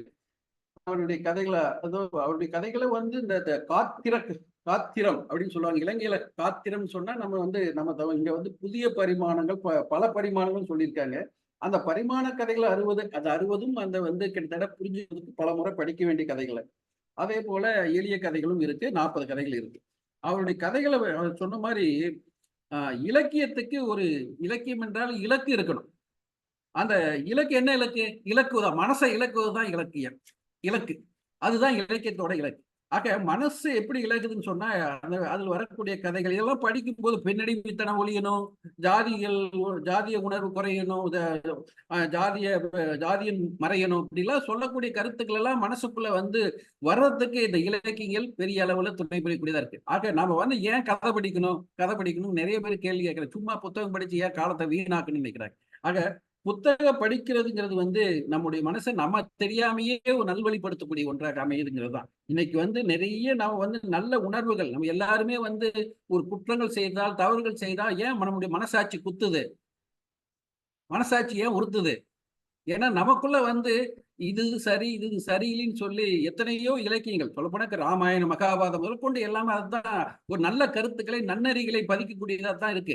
அதுல வந்து கதைகளை ஏற்றுக்கொள்ளக்கூடிய கதைகள் எத்தனை, ஏற்றுக்கொள்ளக்கூடாத கதைகள் எத்தனைலாம் பல விதங்கள் பல விவாதங்கள் பண்ணலாம். ஆனா பொதுவா வந்து தர்மத்தின் வாழ்வதனை சூதுகவும் தர்மம் மறுபடியும் வந்து வெல்லும்ங்கிறது தானே எல்லா கதையினுடைய சாராம்சமா கடைசியில முடியுது. ஆக அது போல வந்து இலக்கியங்கிறது வந்து ஒரு நன்னெறிகளை மனசுக்குள்ள நம்மை அறியாமையே புகுத்தி விடக்கூடியது, நமக்கு கொடுத்து விடக்கூடியதுதான். அந்த வகையில நாம கதைகள் சிறுகதைகள் எல்லாம் படிக்கணும். அந்த சிறுகதைகள் மட்டும் இல்ல, இலக்கியங்கள் எல்லாமும் படிக்கணும். அதனால வந்து சிலப்பதிகாரம் கூட அதைத்தான் சொல்லுது. ஊழ்வினை உறுத்து வந்து ஊட்டும் அறம் பிழைத்தாரை என்னங்க அறம் பிழைத்தார், அது மாதிரி ஒரு கடைசியாவது அப்படி கொள்கை வறுமை சரியா சொல்ல உங்க பக்கல யாருக்கு தெரியுது? அறம் பிழைத்தாரை உரைசால் பத்திரிகை சான்றோர் உயர்ந்தோர் ஏற்றுவர் அறம் பிழைத்தாரை ஏதோ அந்த வறுமைக்கு சரியா வரமானுக்குது. சரி, இது தெரிஞ்சு சொல்லுங்க. ஆக அது போல எல்லா கதைகளும் எல்லா இலக்கியங்களும் நமக்கு அதைத்தான் சொல்லிக்கிட்டு இருக்கு. நல்ல விஷயங்களை தான் இப்ப நம்ம மனசுல உள்ள வாங்க வைக்குது. அதனால வந்து இலக்கியங்கள் படிங்க, நேசிங்க, புத்தகங்களை நேசிங்க, வாசிங்க. அதை பத்தி பேசிக்கிட்டே இருப்போம்.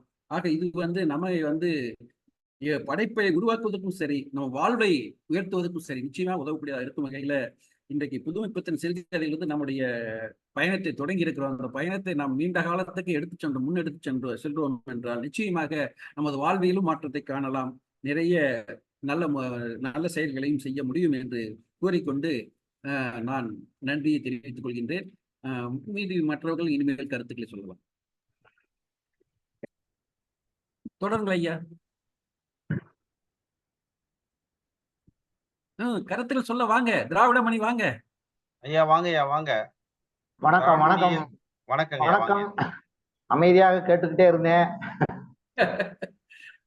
இன்னும் எவ்வளவு நேரம் நம்முடைய கவிஞர் சகோதரர் பாபு சசிதரனுடைய அழகான ஒரு விமர்சனம். இன்னும் அரை மணி நேரம் இருக்கு. அரை மணி நேரத்தில் நாம எல்லாம் பேசிக்கலாம். அவர் நமக்கு 2 நிமிஷம் கொடுத்திருக்காரு. ஏற்கனவே நேர கட்டுப்பாட்டுல அவர் ரொம்ப முக்கியமான ஆளு. ஐயா, அரை மணி நேரம் இருக்கு, யாரும் கை உயர்த்தல, அதனால நீங்க பேசலாம். நான் அதாவது நான் பேசுறது கேக்குதா? நல்லா கேக்குதுங்கய்யா. கேக்குதா? சிறப்பா கேக்குதுங்கய்யா. அதாவது புதுமைப்பித்தன் கதைகள்னு ஏன்டா அந்த புத்தகம் நீங்க வச்சு இருக்கிற புத்தகம் என்கிட்ட இருக்கு. நான் கொஞ்சம் தான் படிச்சேன். சார் அவரு நீதிபதி அவர்கள் சொன்னது போல ஒரு கதையை வந்து 3 தடவை 4 தடவை படிச்சாதான் நம்மளால புரிஞ்சுக்க முடியுது. அதுதான் உண்மை. ஆனா 3 தடவை 4 தடவை படிக்கிற அளவுக்கு அவர் மீண்டும் மீண்டும் நம்மளை தூண்டுற மாதிரி வார்த்தைகளை போட்டு கருத்துக்களை உள்ள புதைச்சி வச்சிருக்காருன்றதுதான் நம்ம சொல்ல முடியும். அந்த மாதிரி புதுமைப்பித்தன் அப்படின்னு பேரு, அந்த பேருக்கு தகுந்த மாதிரியே கிட்டத்தட்ட எத்தனை வருஷங்களுக்கு முன்னாடி அவர் இந்த புத்தகங்களை எழுதியிருக்காரு. இப்ப அதாவது பகுத்தறிவு சிந்தனைகள்ன்றது அதுல முழுக்க முழுக்க அவருடைய எல்லா கதைகளிலுமே பகுத்தறிவு சார்ந்தது, பெண் உரிமை, அதே மாதிரி ஒரு அறிவியல் பூர்வமான விஷயங்களை அவர் வந்து அணுகிறது. இந்த மாதிரியான விஷயங்களுக்கு மட்டுமே அவர் வந்து கொடுத்திருக்கிறாரு. 2வது, ஒவ்வொரு கதையுமே ஒவ்வொரு வீடு, ஒவ்வொரு குடும்பம், தனித்தனியான பிரச்சனைகள், தனித்தனியான விஷயங்கள், தனித்தனி கருக்கள். அவர் பாபு சசிதரன் அவர்கள் சொன்னது மாதிரி ஒன்னொன்னும் தனித்தனியா, ஒண்ணுக்கு தொடர்பே கிடையாது. அது வேற இது வேற. அப்படித்தான் அவர் வந்து வர்ணங்கள் வந்து 7 எத்தனை வானவில்ல 7 வர்ணங்கள் இருக்கு மாதிரி இவர் எத்தனையோ வர்ணங்களை கதைகள்ல ஆயிரக்கணக்கான வர்ணங்களை கொடுத்துருக்கிறாரு. அதுல நான் வந்து கொஞ்சம் தான் அந்த கதைகள்ல படிச்சிருக்கேன். இப்ப புதுமைப்பித்தன் கதைகளை திரும்பவும் நம்ம அந்த 103 கதைகள் பட்டியல் இருக்கு. அதுல அவர் எழுதுனதாக இருக்கிறது வந்து 98 கதைகள். 5 கதைகள் வந்து அவர் எழுதுனதாக போட்டிருக்காங்கன்னு ஒரு இது போட்டிருக்காங்க. இது 12/10/1934 எழுதின 2 உலகங்கள் அப்படிங்கிற ஒரு கதையில அது வந்து கதை 2 பேரும் சும்மா 2 பேரும் பேசுறாங்க, கடற்கரைக்கு போறாங்க, கணவன் மனைவியும், அவ்வளவுதான். அதுக்குள்ள வந்து வரக்கூடிய அந்த உரையாடல்கள் தான் அது கதையா கொண்டு வந்திருக்கிறாரு. அவர் ஒரு அறிவியல் தர்க்கமான ஒரு நாயகர். அவர் பேர் என்ன பேரு? ராமசாமி பிள்ளை. அவர் வந்து ஒரு இடத்துல மனைவி வந்து அவர் நல்லா படிச்சவர், மனைவி வந்து ஒரு ஒரு ஒரு ஒரு ஒரு வெள்ளந்தியான ஒரு பெண், படிச்சிருக்காங்க, கொஞ்சம் போல ஏதோ கிறுக்கலாக எழுதுவாங்க போல. அந்த இதுல அந்த 2 உலகங்கள்ல நான் படிச்ச இதுல அந்த ஒரு 4 வரிகள் வந்து நான் வாசிச்சு காட்டுறேன். ஏன்னா அதுலதான் வந்து இது வரைக்கும் இப்ப நீங்க சொன்னதுல அதுல இருக்கு. அதுல என்ன சொல்ல வர்றாருன்னா, ஒரு பெரிய புதுமைன்றது இதை வச்சுதான் சொல்லிட்டாங்களோன்னு நான் நினைக்கிறேன். இந்த கற்பு காதல் என்று பேத்தி கொண்டு இருக்கிறார்களே, அதெல்லாம் சுத்த கம்பக் அப்படின்னு சொல்றாரு. அதுக்கு மனைவி வந்து அப்படின்னா அப்படின்னும் போது அதுக்கு அவர் வந்து விளக்கம் சொல்றாரு. சுத்த பொய். மனிதன் எல்லாவற்றையும் தனது என்று ஆக்கி கொள்ள வேண்டும் என்று ஆசைப்படுகிறானே, அதில் பிறந்தவை. தன் சொத்து தான் சம்பாதித்தது, கஷ்டப்பட்டு சம்பாதித்தது தனக்கே இருக்க வேண்டும் என்ற ஆசை. மனிதன் தான் செத்து போகிறானே, தனக்கு இல்லாவிட்டால் தனது என்று தெரிந்த தனது ரத்தத்தில் உதித்த குழந்தைகளுக்கு கொடுக்க ஆசைப்படுகிறான். பெண்கள் தங்கள் இஷ்டப்படி இருந்தால் அதை எப்படி முடியும்? அதற்குத்தான் கல்யாணம் என்று ஒன்றை வைத்தான். பிறகு தனக்கு தெரியாமல் ஒன்றும் நடந்து விடக்கூடாது என்பதற்கு கற்பு என்பது பெருமை என்று பொய் சொல்லி வேலி கட்டினான். பிறகும் பார்த்தான், காதல் என்ற தந்திரம் பண்ணினான். ஒருவருக்கொருவர் இந்த மாதிரி இஷ்டப்பட்டால் வாழ்க்கை பூராவும் இஷ்டப்படுவார்களாம். இதெல்லாம் சுத்த கம்பக் அப்படின்னு முடிக்கிறார். எவ்வளவு ஒரு அந்த காலத்துல எவ்வளவு நவீனமான ஒரு வார்த்தைகளை இந்த அளவுக்கு சிந்திச்சு சிந்தனையான ஒரு ஆளை ஆச்சரியமா இருக்கு. இது உண்மையிலே இவர் இருந்தாரா, இவருதான் எழுதினாரா அப்படின்னு அந்த மாதிரி ஒரு ஒரு நடை அவர் உள்ள இருக்கு. ஒரு அறிவியல் பூர்வமா நினைக்கிறவரு அந்த கேரக்டருக்கு தகுந்த மாதிரி நம்மளுக்கு அழகா வந்து புதைச்சு கொடுக்குறாரு. ரொம்ப அருமையான வரி. அந்த இதை தான் வந்து நம்மளுடைய சிறப்பு விருந்தினர் அவர்கள் சொல்லிக்கிட்டு இருந்தாரு. எனக்கு அதை சொன்ன உடனே நான் லேசா அப்படியே புரட்டுறேன். இதான் அந்த புஸ்தகம், பாத்துக்கங்க. சிறப்பு சிறப்பு சிறப்பு. நல்ல பெரிய புத்தகம் புத்தகமாவே வந்து ஆமா, எல்லா புத்தகம் அப்படியே இருக்கு. 2வது பதிப்பில் வந்த புத்தகம் 350 ரூபாய்க்கு வாங்கினது. ரொம்ப மகிழ்ச்சி. இந்த நிகழ்ச்சியை கேட்டதுல ரொம்ப சந்தோஷமா இருக்கு. இனி என்ன பண்ணணும்னா, வாரத்துக்கு ஒரு கதையாவது கண்டிப்பா படிச்சு கம்ப்ளீட்டா முடிச்சிடணும். மற்ற புத்தகங்களோட இதையும் வாசிக்கணும் அப்படின்ற ஒரு இது. ஏன்னா புதுமை பத்தின முடிக்காம நம்ம வந்து நம்ம மடிந்து விடக்கூடாது அப்படிங்கிற ஒரு ஆசை வந்துச்சு. ரொம்ப புதுமை பத்தினை பற்றி இன்னும் 2-3 வாரங்களுக்கு பேசலாமா? பேசுவோம். கலந்துரையாடல் வச்சுக்கலாம். கலந்துரையாடல் வச்சுக்கலாம். கலந்துரையாடல் வச்சுக்கிறோம். ஆமா, கலந்துரையாடல் வச்சுக்கிறோம். 100 கதைகள் சொன்னா 10 கதைகளை எடுத்து பேசிடுவோம். பேசிடலாம். ஏன்னா வாசிக்க முடியாதவங்களுக்கு அது வந்து கேட்கறதுக்கு ரொம்ப எல்லாரும் வாசிக்கணுங்கிறதுக்காகத்தான் 10 கதைகள். அதான் ஐயா, முதல் 10 கதையை அடுத்த வாரம் திராவிட மணியவே பேசிட்டோங்க ஐயா. முதல் 10 கதையா? ஆற்றங்கரை பிள்ளையார நீங்களே சொல்லிட்டீங்க. ஆற்றங்கரை பிள்ளையார் நான் சொல்லிட்டேன். மீதி இருக்க 9 கதையை நீங்க பேசுங்கய்யா. 1-2 கதையை பேசுறேன். ஏன்னா நான் ஒரு கதையவே 9 தடவை படிக்கணும் அத. ஏன்னா அது உண்மையில ரொம்ப நல்லா இருக்கு. சலிச்சு அப்படி மாவாக்கி அதுக்கப்புறம் நம்ம தெளிவுபடுத்துறாரு. என்ன கேள்வி வருதுன்னா, என்ன சொல்ல வர்றாரு அப்படிங்கிற கேள்விதான் முதல்ல வருது.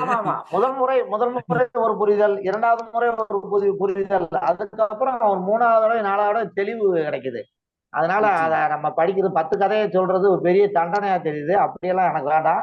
நான் ஒரு 2-3 கதைகள் சொல்றேன். ரொம்ப எளிதா சீக்கிரம் படிச்சிருங்க ஐயா. இவங்க ஜெயமுருகன் பேசுறதுக்காக அன்மியூட் பண்ணிருக்காங்கன்னு நினைக்கிறேன். ரொம்ப நன்றி ஐயா. நல்லதுங்க. அதே மாதிரி அகிலன் ஐயா போன முறை நிறைய கருத்துக்கள் வச்சாரு. அவர் எதுவும் பேசவே இல்லை. நம்ம தனலட்சுமி அம்மா இருக்காங்க, அவங்க பேசுவாங்க நிச்சயமா. ஜெயமுருகன் அம்மா, நீங்க எதனா பேச விரும்புறீங்களா? ஆமா, நிமிர் இலக்கிய வட்ட நிறுவனர் அவர்களுக்கு வணக்கம் மற்றும் இணைந்துள்ள அனைவருக்கும் எனது அன்பு வணக்கம். அன்று நூல் உலாவில் 5 நிமிடம் கொடுத்து என்னை பேச விடாமல் செய்துவிட்டு இன்று அத்தனை கதைகளையும், நான் எடுத்து வைத்த அத்தனை கதைகளையும் அழகாக எடுத்துரைத்தீர்கள். மிக்க நன்றி. ஆற்றங்கரை பிள்ளையார், சங்கத்தேவனின் தர்மம், திருக்குறள் செய்த கூத்து என்று ஒரு கதை உண்டு. பால் வண்ணம் நீங்கள் கூறினீர்கள் அல்லவா, பெரிய பெண் ஏன் அடிமையானார்கள் என்று ஒரு புத்தகம் எழுதியிருக்கிறார் என்று. நான் அந்த புத்தகத்தை படிக்கவில்லை. ஆனால் இந்த பால் வண்ணம் பிள்ளை என்று ஒரு கதை புதுமைப்பித்தன் எழுதியிருப்பார். அதில் அவர் ஒரு ஆணுக்குரிய அது என்ன அப்ப என்ன சொல்வது என்று எனக்கு அது என்ன வார்த்தை போடுவது என்று எனக்கு தெரியவில்லை. ஒரு கலெக்டர் அலுவலகத்தில் மாஸ்டராவா இருப்பாரு. அவர் வந்து தான் என்ன நினைச்சாரோ, எல்லா மிருகங்களுக்கும் கால் 4 அப்படின்னா இவரு 3 கால்ல ஒரு மிருகம் இருக்கும் அப்படின்ட்டு சொல்லக்கூடிய ஆளு. தான் புடிச்ச முயலுக்கு 3 கால் அப்படின்னு அந்த காலத்துல சொல்லுவாங்க இல்லையா, அந்த மாதிரி உள்ள ஆளு. அவர் வந்து தன்னுடைய மனைவிய எப்படியெல்லாம் வந்து அடக்கி ஆள்றாரு, எப்படியெல்லாம் அந்த காலத்துல வந்து ஒரு கட்டுப்பாடும் இல்லாமல் குழந்தைகள் பிறந்தது, இதெல்லாம் மிக அழகாக சொல்லியிருப்பாரு. பால்வண்ணம் பிள்ளைக்கு வந்து நிறைய குழந்தைகள், அந்த கை குழந்தைகளுக்கு அப்புறம் அதுக்கு முந்தின குழந்தைகளுக்கு எல்லாம் பால் கொடுக்கறதுக்கு பட்ஜெட் வந்து பத்தாது. அதனால அவங்க அம்மா என்ன செய்வாங்க, அவங்க ஒய்ஃபு மனைவி என்ன செய்வாங்கன்னா, தன்னுடைய வளையல வித்து ஒரு பசுமாடு வாங்கி விடுறாங்க. விட்டவொன்னே அத எப்படா இவற்ற சொல்றது அப்படின்னு நினைச்சிட்டு வருவாங்க. அங்க அவரு வந்து என்னன்னா, பக்கத்துக்கு மாஸ்டாவுடன் ஒரு சின்ன அவருக்கு ஒரு பூசல் இருந்திருக்கும். அதாவது மெக்சிகோ தென் அமெரிக்கால இருக்கா, வட அமெரிக்கால இருக்கா? தென் அமெரிக்கால இருக்குன்னு இருப்பாரு பக்கத்துல உள்ளவரு. இவர் வட அமெரிக்கால இருக்குன்னு இருப்பாரு. இவர் என்னைக்கோ படிச்ச அந்த பரண் மேல கிடந்த புக் எடுத்து பாக்குறதுக்காக அவரை நான் நினைச்சதுதான் சரி, வேற யார் சொன்னாலும் அது சரியில்லை அப்படின்னு பாக்குறதுக்கு வர்றாரு. பாக்குறதுக்கு வந்த உடனே இங்க இத அவர் அதை எடுத்து பார்க்கும் பொழுது அது இவர் சொன்ன மாதிரி இல்லையா, அவர் கோபம் வந்துரும். இவர் மாட்டை வேற பிடிச்சு வச்சிருக்காளா, போய் சொன்னதெல்லாம் இவர் கால விடாது. நீ தண்ணிய பிடிச்சிட்டு என் பிள்ளைங்க வாழ்ந்துக்கிடுவோம், நீ தண்ணிய கடைசியா முடிப்பாரு. ஆமா, நீச்ச தண்ணியை குடிச்சு என் பிள்ளைங்க வாழுங்கன்னு சொல்லி கடைசியில முடிப்பாரு அந்த கதையை. அது ரொம்ப நல்லா இருக்கும். அந்த திருநெல்வேலி பேச்சு வழக்கு ஏழா அப்படின்னு கூப்பிடுவாரு. அவங்க மனைவிக்கு ஊற பயந்தான். மாடு எப்போது திருநெல்வேலி தான் அவருக்கு. ஆமா, யார் வாங்கி கொடுத்தா? மேல விட்டு அண்ணாச்சி வாங்கி தந்தாக்க. பால் ஒரு படி கறக்குமா? புதுப்பால் வீட்டுப்பால் காப்பி கொண்டு வந்து வைத்துக் கொண்டு கணவரை தேடினால் அவர் இல்லை. அன்று முதல் அந்த ஆளுக்கு எவ்வளவு தூரம் இருக்குன்னு பாருங்க. பாலும் சாப்பிடறது இல்ல, காப்பியும் சாப்பிடறது இல்ல, மோர் சாப்பிடறது இல்ல, அதோட நிறுத்திட்டாரு. ஒரு ஆணாதிக்கம் நிறைந்த அந்த சமுதாயம் தன்னுடைய குழந்தைகளுக்கும் ஒரு பாலும் கொடுக்காம ஒண்ணும் கொடுக்காம அந்த மாட்டை வந்த விலைக்கு வித்துருவாரு. இப்ப அது 70 ரூபாய்க்கு என்னமோ பிடிச்சிருப்பாங்க அந்த காப்பை வித்து. இவரு 25 ரூபாய்க்கு 30 ரூபாய்க்கு விற்கிறாரு. கடைசியில 25 வாங்க வந்தவரு 60 ரூபாய்க்கு விற்கிறாரு. வாங்க வந்தவரு 60 ரூபாய்க்கு விற்கிறாரு. 60 ரூபாய்லாம் வேண்டாம், நீ சொல்றதுனால 30 ரூபாய். சரி, ராத்திரியில் கொண்டு போக கூடாது பசுமாடை, காலையில புடிச்சிட்டு போறேன் அப்படிங்கிறாரு அந்த சுப்பு கோனாருங்கிறவரு. அவர் மாட்டை அவிழ்த்தாச்சு, நீ புடிச்சிட்டு போ. மாடு 70 ரூபாயிற்று, குழந்தைகள் பாலாயிற்று என்று மனைவி தடுக்கிறா. மேலும் வரும்படி வேறு வருகிறதாம். அந்த மிச்ச பாலை விலைக்கு கொடுக்கலாம் அப்படின்னு நினைக்கிறா. இவரு திரும்பவும் என் புள்ள நீச்ச தண்ணிய புடிச்சு வளர்ந்துக்கணும் அப்படின்னு சொல்லி அந்த குழந்தை வந்து அழுகுது. அம்மா என் கண்ணு குட்டி அப்படின்னு. சும்மா கடை சவமே அப்படிங்கிறாரு பால்வண்ணம் பிள்ளை அப்படின்னு முடிச்சுப்பாரு. ஒரு ஆண் ஆதிக்கம் அந்த பெண்ணை எவ்வளவு தூரம், அந்த பெண்ணால எதுவுமே செய்ய முடியாது. ஆனா இப்ப உள்ள காலம் அப்படியா இருக்கும்? அப்படி இருக்காது கண்டிப்பா. இந்த காலத்துல இருந்து தாங்கம்மா இங்க வந்திருக்கிறோம்.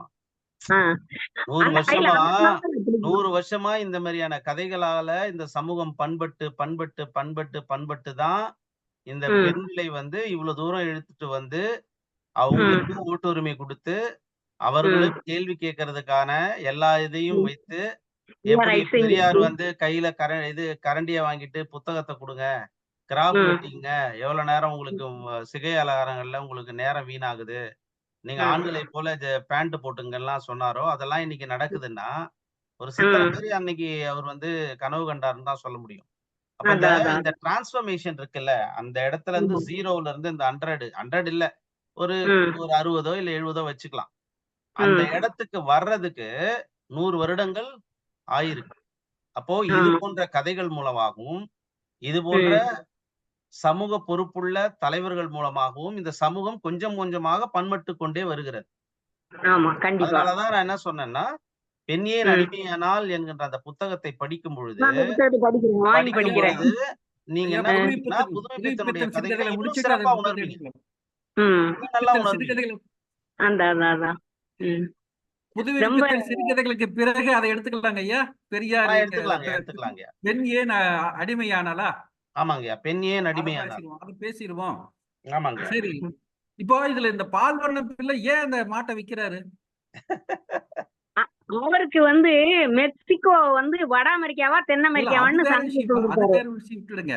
ஏன் விக்கிறாரு அவர் அந்த கோபத்தை அந்த கோபம்? அவரு தான் நினைச்சத வந்து நடக்கல, அந்த கோபத்தை தன்னுடைய மனைவி மேல காட்டுறாரு. ஐயா அந்த தென் அமெரிக்கா வட அமெரிக்கா இருக்குதுல்ல, இவரு தப்பா மெக்சிகோ எங்க சொல்லிடாதீங்க. இருக்குன்னு அவருடைய நண்பர் கூட பந்தயம் வைக்கிறாரு. அது அதுல அது இவர் தெரியும். தோத்துருவாரு. அந்த தோத்ததுக்கா இந்த செய்யறாரு. ஆமா, அதுதான் எனக்கு என்ன அவர் பண்ணுதுன்னா, எனக்கு என்ன அவர் வந்து பண்ணுதுன்னா, மாட்டு மிருகத்துக்கு இவர் கூட வாங்கி கொடுக்காம அவங்க மனைவியே வாங்கிட்டாங்கல்ல. இல்ல அப்படி மட்டும் இல்ல. அதாவது ஒரு நாய்க்கு 4 கால் அப்படின்னா இவர் வந்து 3 கால் அப்படின்ட்டு சொன்னாருன்னா அந்த அங்கதானே நாய்க்கு சொல்லுவாரு, 3 ஃப்ரெண்டு கால் கிட்ட இருக்கு தான் அப்படின்னு சொல்லணும். நினைக்கிறாரு. இங்க மாட்டுக்கு ஏன் வந்தாரு? எனக்கு என்ன தோணுதுன்னா, தன்னை கேட்காம அவங்க மனைவியே வாங்கிட்டால, கையில் வாங்கி கொடுக்க சொல்றாரு, ஐயா இவர் வாங்கி நீங்க கொடுக்கல.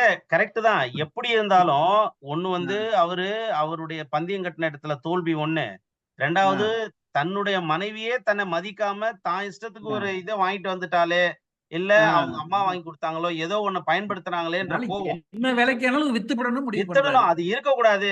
எனக்கு மரியாதை கொடுக்காத ஒண்ணு இந்த பொருள் வீட்டுக்குள்ள வந்திருக்கு. அது யார் மூலமா வந்தாலும் அது வீட்டுல இருக்கக்கூடாதுன்னு வித்துடுறாரு. ஆனா அவர் அவ்வளவுதான். வந்து அலுவலகத்துல எலியாம், வீட்டுலதான் புலியாம்.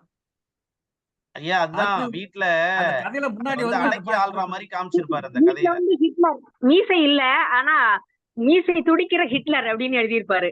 ரொம்ப நல்லா இருக்கும். அவருடைய கதைகள் எல்லாமே மிக அருமை. நான் உண்மையிலே சொல்லணும்னா ஆற்றங்கரை பிள்ளையார ஒரு 7-8 தடவை படிச்சிருப்பேன். எனக்கு ரொம்ப பிடிச்ச ஒரு கதை சிறப்பான கதைமா அது. ஆமா ஆமா. ரொம்ப சிறப்பான கதை அது. ஆற்றங்கரை பிள்ளையார சொல்ல விடாம அன்னைக்கு முடிச்சு சொல்லிட்டீங்க என்ன. இல்ல அது யாருக்குமே கொடுக்க முடியாதுமா. நீங்க மறுபடியும் என்ன குறையே சொல்லாதீங்க. அந்த நிகழ்வு வந்து இல்ல ஒரு நிமிஷம் இருங்க. அந்த நிகழ்வு வந்து 5 நிமிடத்துல நீங்க படிச்ச புத்தகத்தை பத்தி சொல்லணும். ரொம்ப பெருமை எனக்கு. ஏன்னா இங்க பாருங்க, ஒரு பேச்சாளனுக்கு வந்து அவன் கொடுக்கப்படுகிற கால அளவுக்குள் பேச முடியலன்னா அவன் பேச்சாளனே கிடையாது. நானா இருந்தாலும் எனக்கும் அதுதான். இப்ப நீங்க எனக்கு 5 நிமிடம் கொடுங்க, ஒரு புத்தகத்தை பத்தி பேச சொல்லுங்க. நான் அதே 5 நிமிடத்துல 6 புத்தகத்தை பத்தி பேசினேன். அதே 5 நிமிடத்துல 6 புத்தகத்தை பத்தி பேசினேன். அது எனக்கு ரொம்ப பெருமையா இருக்கு. இப்ப நீங்க இந்த மாதிரி சொன்னீங்கன்னா அந்த மாதிரி நிகழ்ச்சியை என்னால முன்னெடுக்க முடியாது. நீங்க மட்டும் சொல்லல. எனக்கு அதே மாதிரி வந்து இன்னொரு நண்பரும் என்ன பேச விடாம 5-6 நிமிஷத்துல சுருக்கிட்டீங்க அப்படின்னாரு. வாய்ப்பு கொடுத்தாகணும். ஏன்னா அது வந்து அப்ப பாருங்க, நான் அந்த மாதிரி ஒவ்வொருத்தருக்கும் 5 நிமிடம் கொடுத்ததுனாலதான் 20-25 புத்தகங்களை பத்தி தெரிஞ்சுக்க முடிஞ்சது. அது ஓகே. இல்ல நான் அதுக்கு சொல்லல. இன்னைக்கு நீங்க இந்த தலைப்புல பேசுனது எனக்கு ரொம்ப பிடிச்சது. அதத்தான் சொல்ல வரேன். நான் வந்து வேணுமா புதுமை பித்தனுடைய கதைகளை நீங்க பேசுங்க ஒரு நாள். இப்ப 10 கதைகளா இப்ப இந்த அமைப்புல பேசிட்டு வரல. விடிய முருகன் ஐயாவோட அமைப்புல என்னைக்கு நீங்க பேசணும்னு சொல்லுங்க. நீங்க என்னைக்கு பேச சொல்றீங்களோ, எத்தனை கதைகள் பேச சொல்றீங்களோ, எந்த கதைகள் பேச சொல்றீங்களோ நான் தயாரா இருக்கேன். சரிங்க. ஒண்ணும் இல்ல, திராவிட மணி ஐயா வந்து அடுத்த வாரம் பேசுறாரு 10 கதைகள். 10 கதைகள் அவருக்கு எத்தனை கதைகள் எடுத்து பேசுறாரோ தெரியல. அதுக்கு அடுத்த வாரம் நீங்க ஒரு 10 கதைகளை வந்து பேசுங்க. நம்ம ஆர்டர் பிரகாரம் போனா நமக்கு ஈஸியா இருக்கும். சரிங்களா? நான் அவர்கிட்ட ஐயா கிட்ட பேசிட்டு உங்களுக்கு தொடர்பு கொள்றேன். நன்றி. நீங்க பேசுனது எனக்கு சந்தோஷம் பாபு, அதத்தான் சொல்றேன். நல்லது. ஏன்னா இப்போ இது எப்படி தெரியுமாங்கம்மா, இப்போ பொது வெளியில நம்ம சிந்திக்கும் போது பொதுவாதான் சிந்திப்போம். இப்போ ஒரு நிகழ்ச்சி முன்னெடுக்கிறன்ற போது எப்படி சிந்திப்போம்னா அந்த நிகழ்ச்சி மூலியமா எவ்வளவு கருத்துக்களை எவ்வளவு குறுகிய காலத்துல இந்த சமூகத்திற்கு இந்த பார்வையாளர்களுக்கு கொடுத்துட முடியும்ன்றதுதான் நம்மளோட நோக்கமா இருக்கும். உங்களுக்கு நான் 5 நிமிஷம் கொடுக்காம 10 நிமிஷம் கொடுக்கறதுக்கு முதல்ல அப்படிதான் திட்டமிட்டு இருந்தோம். ஆனா வருகையின் அடிப்படை பாத்தீங்கன்னா 22 பேர் வந்துட்டாங்க. ஒரு ஆளுக்கு 10 நிமிடம் போட்டா 220 நிமிடம் டிவைடட் பை 60 போடுங்க. எல்லாரும் பசியில போய் சாப்பிடாம இதை கேட்டுட்டு இருப்பாங்களா? அப்புறம் வருகை போயிடும். அதனாலதான் இன்னைக்கு 28 பேர் வந்தாங்க.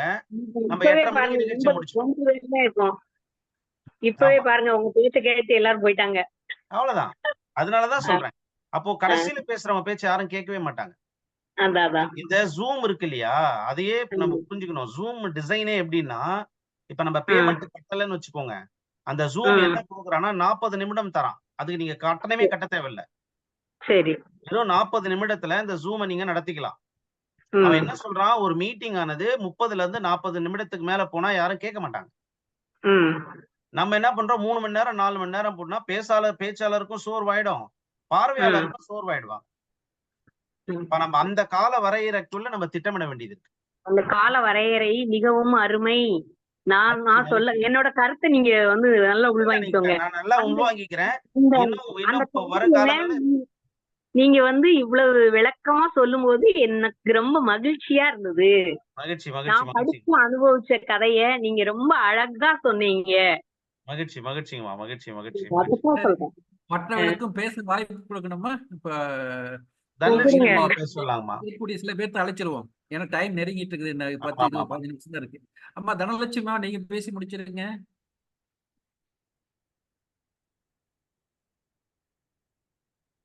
அன்மியூட் அன்மியூட் அன்மியூட் பண்ணுங்க. பண்ணிட்டீங்கய்யா. நிகழ்வில் அனைவருக்கும் வணக்கத்தை தெரிவித்துக் கொண்டு பேச ஆரம்பிக்கிறேன். தெருவிளக்கு அப்படிங்கிற ஒரு கதை.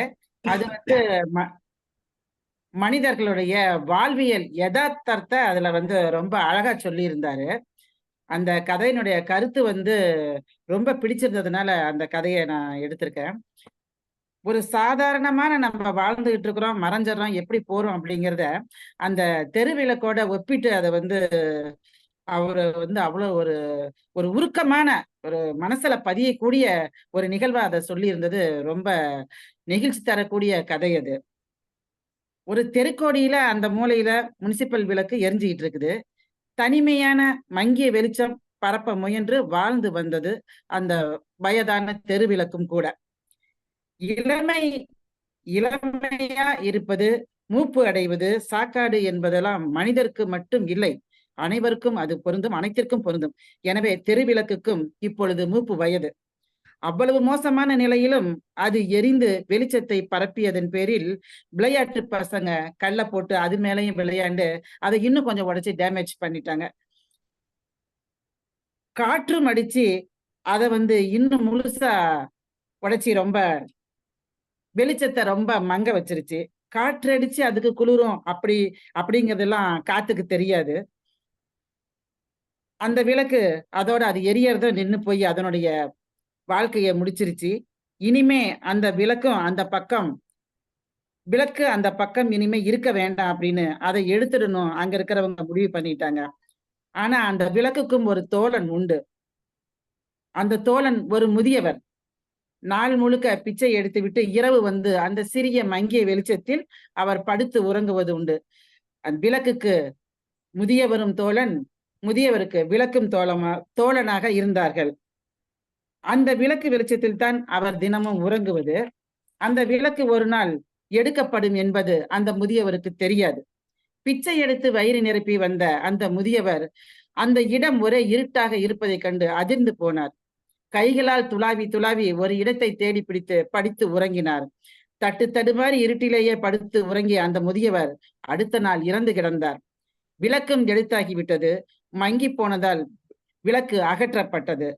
வயதாகி போனதால் முதியவரும் இறந்து விட்டார். இப்போது அங்கு புது மின்சார விளக்கு, அதன் கீழ் வெளிச்சத்தில் குழந்தைகள் விளையாடி கொண்டிருக்கிறார்கள் அழகாக. அவர்களுக்கு பழைய விளக்கை பற்றியும் தெரியவில்லை, பழைய முதியவரை பற்றியும் கவலை இல்லை. ஒரு காலத்தில் இவர்களும் அப்படித்தான் ஆவார்கள் என்பதும் அவர்களுக்கு தெரியவில்லை. அதற்கென்ன, எங்கும் அப்படித்தான். பழையன கழிதலும் புதியன வரும், உலக இயற்கை. இந்த கதை மனிதர்களின் வாழ்வு நிலையை அருமையா சொல்லி இருப்பது மனதை தொடுகிறது, கவர்கிறது. ஒரு யதார்த்த வாழ்வியல் கதை நிகழ்வு. நன்றி ஐயா, வணக்கம் ஐயா, வாய்ப்பளித்தமைக்கு.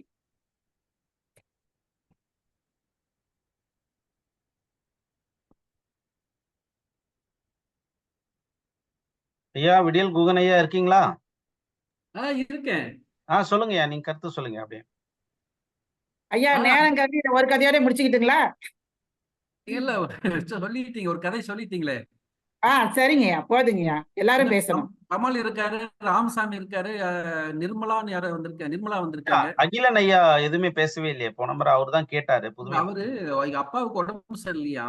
ஓ சரிங்கய்யா. அதனால மருந்து வாங்கிட்டு போக வேண்டியது அவசரத்துல வந்திருந்தாரு. ஓ சரி சரி. அதனால நீங்க கேட்டுக்கிட்டே போங்கன்னு சொன்னேன். போட்டிருக்காரு. அதனால பேச வரக்கூடிய அளவுக்கு சூழலுக்கு இருக்காரான்னு தெரியல.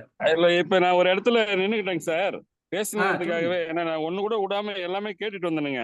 கேட்டுட்டீங்களா? அதனால சரி. வந்துட்டு கடைசியா ஒரு பேசிருங்க. நிமிஷமாவது பேசணுங்கிறதுக்காக ஒரு இடத்துல நின்னுட்டேன். சரி, அதாவது சொல்லுங்க. வந்து சொல்லுங்க. பாத்தீங்கன்னா, பாபு சசிதரன் சார் வந்துட்டு புதுமைப்பித்தனை இந்த அளவுக்கு உள்வாங்கி வச்சிருப்பாரு அப்படின்னு நிஜமாலுமே நான் நினைக்கலைங்க. தப்பா தான் ஆஹ் நினைச்சிட்டு இருந்தாரு. அவரு அவர் ஆல் இன் வெறும் ஆல் ஒரு அமைஞ்சிட்டாச்சு. ஒரு பட்டிமன்ற எல்லா பேச்சாளரு இடத்துலயும் ஜொலிக்கிறாரு. இல்லைங்க. அதாவது ஒரு ஒரு பட்டிமன்ற பேச்சாளரு. அவரு வந்து ஒரு ஏன்னா நான் அவரை ரொம்ப நாளா எனக்கு தெரியாதுங்க. குகன் சார் மூலமா அந்த 2, 3 இதுல தான் இருக்கேங்க. பார்த்து அவருடைய பேச்சை கேட்டுட்டு இருக்கேங்க. அதுக்கு முன்னாடி எல்லாம் நம்ம அவருடைய பேச்சை கேட்டதில்ல, பழகுனதில்ல. அதனால நம்மளுக்கு அவரை பத்தின ஒரு ஒப்பீனியன் வந்து இப்படிதான் இருந்தது. வெறும் ஒரு பட்டிமன்ற பேச்சாளரு. அவரு வந்துட்டு குகன் சாரு இந்த மாதிரி வந்துட்டு மேலோட்டமாவே எல்லாம் நடத்துறாரு. ரொம்ப ஒரு தீவிரமான வந்து ஒரு இலக்கிய இதெல்லாம் தமிழ்நாட்டுல நடந்திருக்கு. புதுமைப்பித்தன் எவ்வளவு பெரிய ஆளு, அவர் பேர்ல வந்துட்டு அவார்டு எல்லாம் கொடுக்குறாங்க, அவரை பத்தி பேச மாட்டேங்கிறாங்கன்னு ரொம்ப ஆதங்கப்பட்டேன். ஆனா இப்ப வந்து அவருடைய பேச்சை கேட்டு மிரண்டு போயிட்டேன். அப்படியே மெர்சல் ஆயிட்டேன். இல்ல, இவ்வளவு பெரிய ஆளுமையை வெளிப்படையான வந்து நம்ம வந்து வெளிப்படையான விமர்சனம் வச்சதுக்கு ரொம்ப நன்றி தோழர் அகிலன். மனசுல போடுறது தானுங்க சொல்லணும். நிச்சயம் நிச்சயம், அதுதான் உண்மை, அதுதான் ஆமாங்க, நல்லது. ஆமாங்க. மெர்சல் ஆயிட்டேன் அப்படியே அப்படி சொல்லுவாங்களா அந்த மாதிரி. ஆமா, இவ்வளவு ஆமா, பெரிய ஆமா. ஆளுமையை வந்துட்டு நம்ம வந்து சரியா பயன்படுத்திக்காம இவ்வளவு நாளா கூட்டம் நடத்தி இருக்கிறோம் அப்படிங்கிற மாதிரி எனக்கு படுதுங்க. இப்பதான் இன்னைக்குதான் நமக்கு வந்துட்டு ஃபயர் கொஞ்ச ஆயிருக்கு. காலமா தான் நமக்கு தெரிய வந்திருக்காரு. ஆமாங்க, இப்பதான் ஃபயர் ஆயிருக்குங்க. உண்மையிலுமே இவர் நம்மளுக்கு கிடைச்ச மிகப்பெரிய பொக்கிஷம் குகன் சார். ஆமா. பாபு சசிதரன் சார் வந்துட்டு நீங்க நீங்க சாதாரணமா யார்கிட்டயும் பழக மாட்டீங்க, அது எனக்கு தெரியும். பட் சில நேரங்கள்ல வந்து நட்புக்காக சில பேர்த்திட்ட பழகிடுவீங்க. ஆனா நீங்க இப்ப பாபு சசிதரன் சாரை பிடிச்சது வந்துட்டு ரியலி பெரிய விஷயங்க. கிரேட். நமக்கு மிகப்பெரிய பொக்கிஷம் அவரு. ஏன்னு சொன்னா வந்து ஆம், ஒரு ஒரு எப்படி ஒரு படைப்பை வந்துட்டு அது உள்ளுக்குள்ளார போய் அதை அணுகி நுணுகி அதுல வாழ்ந்து வெளியே வந்து வரக்கூடிய மனிதர்கள் வந்துட்டு நமக்கு நட்பாவும் தோழமையாவும் நம்ம கூப்பிட்ட நேரம் வந்து 2 மணி நேரம் பேசுறாரு அப்படின்னு சொன்னா அது நமக்கு எவ்வளவு பெரிய கொடுப்பனம் பாருங்க.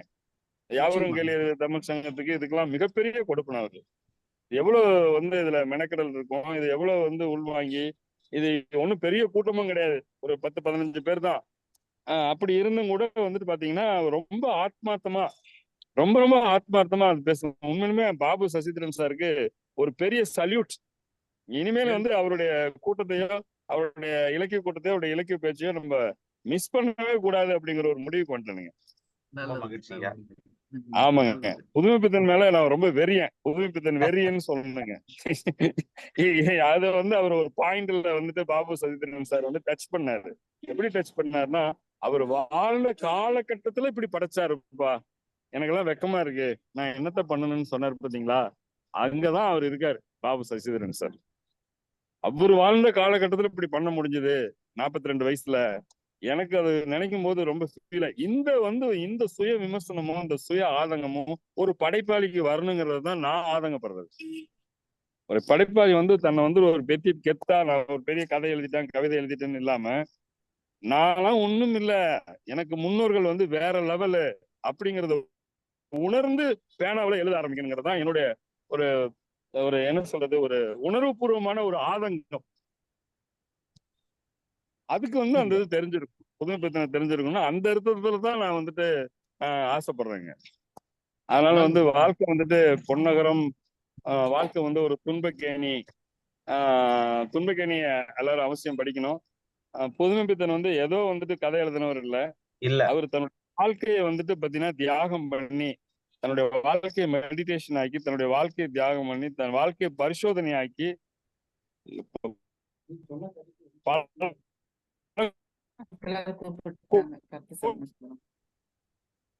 வாய்ஸ் இதாகுது. அவருக்கு இது வாய்ஸ் தடைப்படுதுங்க. அவரோட நெட்வொர்க் கொஞ்சம் ஏதோ பிரச்சனையா இருக்கு நினைக்கிறேன். ப்ராப்ளம் ஆயிடுச்சு. நல்லது, நல்லது. சரி, வந்துருவாரா சீக்கிரமா? அவரு ஐயா, அவரு இப்போ நம்மளுக்கு நல்ல அழகான ஒரு 4 பேச்சாளர்கள் கிடைச்சிட்டாங்க. திராவிடமணி ஐயா, ஜெயமுருகன் அம்மா, அதுக்கப்புறம் நம்ம தனலட்சுமி அம்மா, அதுக்கப்புறம் அகிலன். இவங்கள ரொட்டேஷன்ல 4 பேரை 10 கதைகளை பேச வச்சீங்கன்னா, 5 கதைகளை பேச வச்சீங்கனாலுமே நமக்கு ஒரு 2-3 மாசம் அழகா ஓடும். நல்லது, நல்லது, நல்லது. அழகா அவங்கள அப்படியே அவங்களே கொடுங்க. நிறைய செய்ய வேண்டிய விஷயம் இருக்கு. ஆமாங்க. கொஞ்சம் கொஞ்சமா செய்வோம், கொஞ்சம் கொஞ்சமா கொஞ்சம் கொஞ்சமா செய்வோம். செய்வோம். ஆமா. ஏன்னா சரி. புதுமைப்பித்தனுடைய நினைவு நாள் வந்து ஜூன் 30ஆம் தேதி. ஓ, ஜூன் 30னா இந்த மாசம் தான். ஆமாங்க. இந்த மாசம் தான். ஜூன் 30 தான் அவருடைய நினைவு நாளு. சரி. அதனால தொடர்ந்து இந்த மாசம் ஃபுல்லாவே புதுமைப்பித்தன் வாரம்னே நடத்தலாம் நம்ம. தினமா? தினம் இல்ல. வாரம். இந்த வாரம். இந்த இந்த சரி. மாதத்துல ஒவ்வொரு வாரமும் ஒரு புதுமைப்பித்தனுடைய மாசத்துல கதைகள பேசலாம். இன்னும் 2, 3 வாரம் தான் இருக்குன்னு நினைக்கிறேன் இந்த மாசத்துல. ஆமா. அதெல்லாம் நம்ம அதுல எவ்வளவு கவர் பண்ண முடியுமோ அவ்வளவு கவர் பண்ணலாம். இல்லன்னா நம்ம என்ன பண்ணலாம், பண்ணலாம்னா, ம். இப்போ அ அவங்கவங்கள நம்ம வரிசை பிரகாரம் போனோம்னா வந்து சுவையா இருக்குமான்னு தெரியல. அவங்க படிச்ச சரி. கதைகள ஒரு 5 கதைகள வந்து பேசட்டும். அப்படி விட்டுறலாம். ம். நம்ப நம்ப இது வச்சுட்டு ஒரு பேப்பர் வச்சுட்டு அதுல வந்து யார் யார் என்ன கதை பேசியிருக்காங்கன்றத நம்ம குறிப்பெடுத்துக்கலாம். இப்போ ம். மற்றவங்க பேச வரும்பொழுது, நம்ம என்ன ம். பண்ணலாம்னா, அவங்க கிட்ட கேட்கலாம். இந்த கதைகள இவங்க பேசிட்டாங்க. இத தவிர்த்து வேற எதனா கதைகள் இருந்தா நீங்க பேசுங்க அப்படின்னு சொல்லலாம். அப்ப எல்லாருக்கும் கதைகள் உள்வாங்க முடியும். இப்ப இன்னைக்கே கிட்டத்தட்ட இப்போ நீங்க ஒரு 2 கதை சொன்னீங்க. திராவிடமணி ஐயா ஒரு கதை சொன்னாரு. தனலட்சுமி அம்மா ஒரு கதை சொன்னாங்க. ஜெயமுருகன் அம்மா ஒரு கதை நீங்க சொன்னாங்க. ஒரு 3 சொல்லிட்டீங்களா? 4ஆ? நான் 4, 5 சொன்னேங்கய்யா. ஆற்றங்கரை பிள்ளையார், சாப விமோசனம். சாப ம். விமோசனம், அதுக்கப்புறம் பொன்னகரம், அதுக்கப்புறம் ஆ. கோபாலசாமி ஐயங்கார் கோபால ஐயங்கார் மனைவி, ம். ம். அதுக்கப்புறம் வந்து கடவுளும் கந்தசாமி பிள்ளையும். கடவுளும் சரி. கந்தசாமி பிள்ளையும் கூட நான் ரொம்ப அதிகமா டச் பண்ணல. சொல்லுங்க. யாருன்னா கொஞ்சம் அதிகமா விரிவா டச் பண்ணல. பேசணும்னா கூட பேசலாம். எல்லாம் படிச்சுக்கங்க அப்படின்னு சொல்லிட்டீங்க. ஆமா, படிச்சுக்கோங்க அப்படின்னு சொல்லிட்டேன் நானு. ஏன்னா இந்த கடவுளே கதைகள்லாம் வந்து ரொம்ப நாளுக்கு முன்னாடி நான் வாசிச்சது. ஆனா அப்பப்ப நிகழ்வுகளுக்காக மறுபடியும் மீள் வாசிப்பு செய்வேன். சரி. எனக்கு ஒரு 30 கதைகள் மேல இவருடைய கதைகள்ல தீராத காதல் உண்டு. எப்ப படிச்சாலும் ரொம்ப நல்லா இருக்கும். இந்த கடவுளும் கந்தசாமி பிள்ளைகளும் கடவுள்கிட்ட அவர் ஒண்ணுமே பெருசா வாங்கிக்கல. ஒரு 25 ரூபாய் சந்தாவை தவிர. அப்ப இன்னும் நிறைய ஒரு கதை அரிசி இருக்கு. மூட்டை கொடுக்குறாருல்ல, ஆமாமாமா. ஒரு அரிசி மூட்டை இலவசமா கொடுத்துறாரு. அது பால் அவரே வாங்கிட்டு வந்த மாதிரி ஆமா, கந்தசாமி பிள்ளையே வாங்கிட்டு வந்த மாதிரி அவங்க மனைவி கிட்ட சொல்லிடுறாங்க. ஆமா. சரி, நல்லது நல்லது. ரொம்ப நல்லா ராமசாமி இருக்கும். நல்ல ராமசாமிக்கு பகடியான கதை அது. நல்லா வந்து கடவுள போட்டு வச்சு அஹ், நல்லா அவர் செதுக்கியிருப்பாங்க. கடவுள் தான் நிறைய கதைகள்ல கடவுளை தான் கேரக்டர் ஆக்குறாரு. அல்ல அதுதான் அது அது வந்து யாரும் கேள்வி கேட்க முடியாது. அவருக்கு பிடித்தமான கேரக்டர் கடவுள்னு கடவுள் நினைக்கிறேன். தான். அதுதான் அவருடைய சிறப்பு. ஐயா இவரு காத்துட்டு இருக்காருங்கய்யா. ராமசாமி ஐயா ராமசாமி காத்துட்டு ஐயா, இருக்காங்க. ராமசாமி ஐயா பேசுங்க. ஐயா அன்மியூட் பண்ணிட்டு பேசுங்கய்யா. எல்லாம் போயிட்டாங்க. என்ன கமல் மட்டும்தான் இருக்காரு. கமல் இருக்காரு. ஐயா வணக்கம். வணக்கம். ஐயா வணக்கம். கேக்குதுங்களா? நல்லா கேக்குதுங்கய்யா. கேக்குது சொல்லுங்க. அந்த புதுமைப்பித்தன் பத்தி கேள்விப்பட்டிருக்கேன். புதுமைப்பித்தன் கதைகளை பத்தி நான் வாசிச்சது இல்ல. இப்போ ஆ, ஐயா பேசினது, கோகன் ஐயாவும் ஆ, பாபு சைசன் ஐயா பேசினது தான் நான் கேட்டேன். போன போன வாரத்துலையும் கேட்டேன், இந்த வாரத்துலையும் கேட்டேன். ஆ. ஆனா இப்படி ஒரு ஒரு நுட்பமான கதை எழுதி இருக்காரு அப்படிங்கிறத நான் இப்பதான் தெரிஞ்சுக்கிட்டேன். நல்லது நல்லது.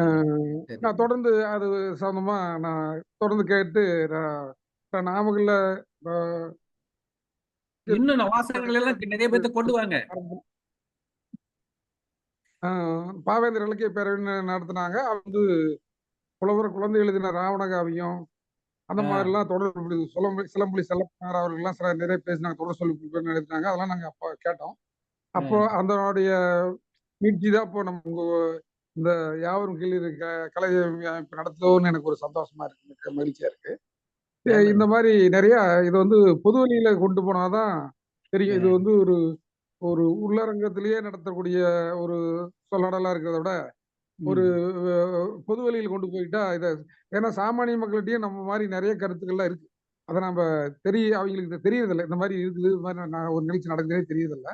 அதை ஆ. நம்ம வந்து உள்ளரங்கில் நடத்துறத விட ஒரு திருமண மண்டபத்திலேயோ ஒரு பொதுவெளியிலயோ போட்டு அப்பப்ப நம்மளால முடிஞ்சப்ப வருஷத்துக்கு ஒரு வாட்டினாச்சும் ஒரு மாதிரி நடத்தினா அது வந்து ஏன்னா அன்னைக்கெல்லாம் நாங்க அது மாதிரி திறன்கள் நடத்துறதுனால நாங்களாம் அதெல்லாம் கேட்டு தெரிஞ்சுக்கிட்டோம். நான் இப்ப அங்க அந்த அந்த அரங்குக்கு போனா நம்மளாட்ட தெரிஞ்சுக்க நிறைய பேர் வந்திருப்பாங்க. வயசுல முதியவர்கள், கிடைக்க மத்திய தர்க்க வர்க்கத்தினர், இள வயதினர் நிறைய பேர் வந்திருப்பாங்க. அந்த இலக்கியத்தாக அவங்களுக்கு அவங்க வயசுக்கு தகுந்த மாதிரி அவங்களுக்கு பருகிற மாதிரி இருந்தது. அந்த மாதிரி பண்ணா இன்னும் நல்லா இருக்குன்னு ஒரு சின்ன ஒரு கருத்தை தெரிவிச்சுக்கிட்டு விடைபெறுவது. சரிதாங்க நன்றி, வணக்கம். ராமசாமி. சரிதான். ஆனா நேரடி நிகழ்ச்சிகளை நாம நிறைய நடத்த முடியாது இல்லையா? ஏதோ 3 மாதம் 6 மாதம் ஒரு தடவை நடத்தலாம். நம்ம வாரமெல்லாம் வாரமெல்லாம் நடத்த முடியாது இல்லையா? அதனால நம்ம இல்ல வாரம் வருஷத்துக்கு ஒரு வாட்டி நான் சொல்றேன். அறையில் கற்று அரங்கத்தில் அரங்கேறணும்னு சொல்லுவாங்க இல்லையா? அது என்ன சொல்லுவாங்க கரெக்டா நான் சொல்லணும்னு தெரியல. அந்த போல நம்ம இந்த ஜூம் மீட்டிங்கில் நிறைய நம்ம வளர்த்துக்குவோம். அப்புறம் ஒரு பெரிய மீட்டிங் ஏற்பாடு பண்ணி நல்ல திறனோட பேசுற மாதிரி நல்ல சிறப்பான ஒரு நிகழ்ச்சி நடத்துற மாதிரி ஏற்பாடு பண்ணிக்குவோம். சரி, நல்லதுங்க ஐயா. அப்புறம் கமல்.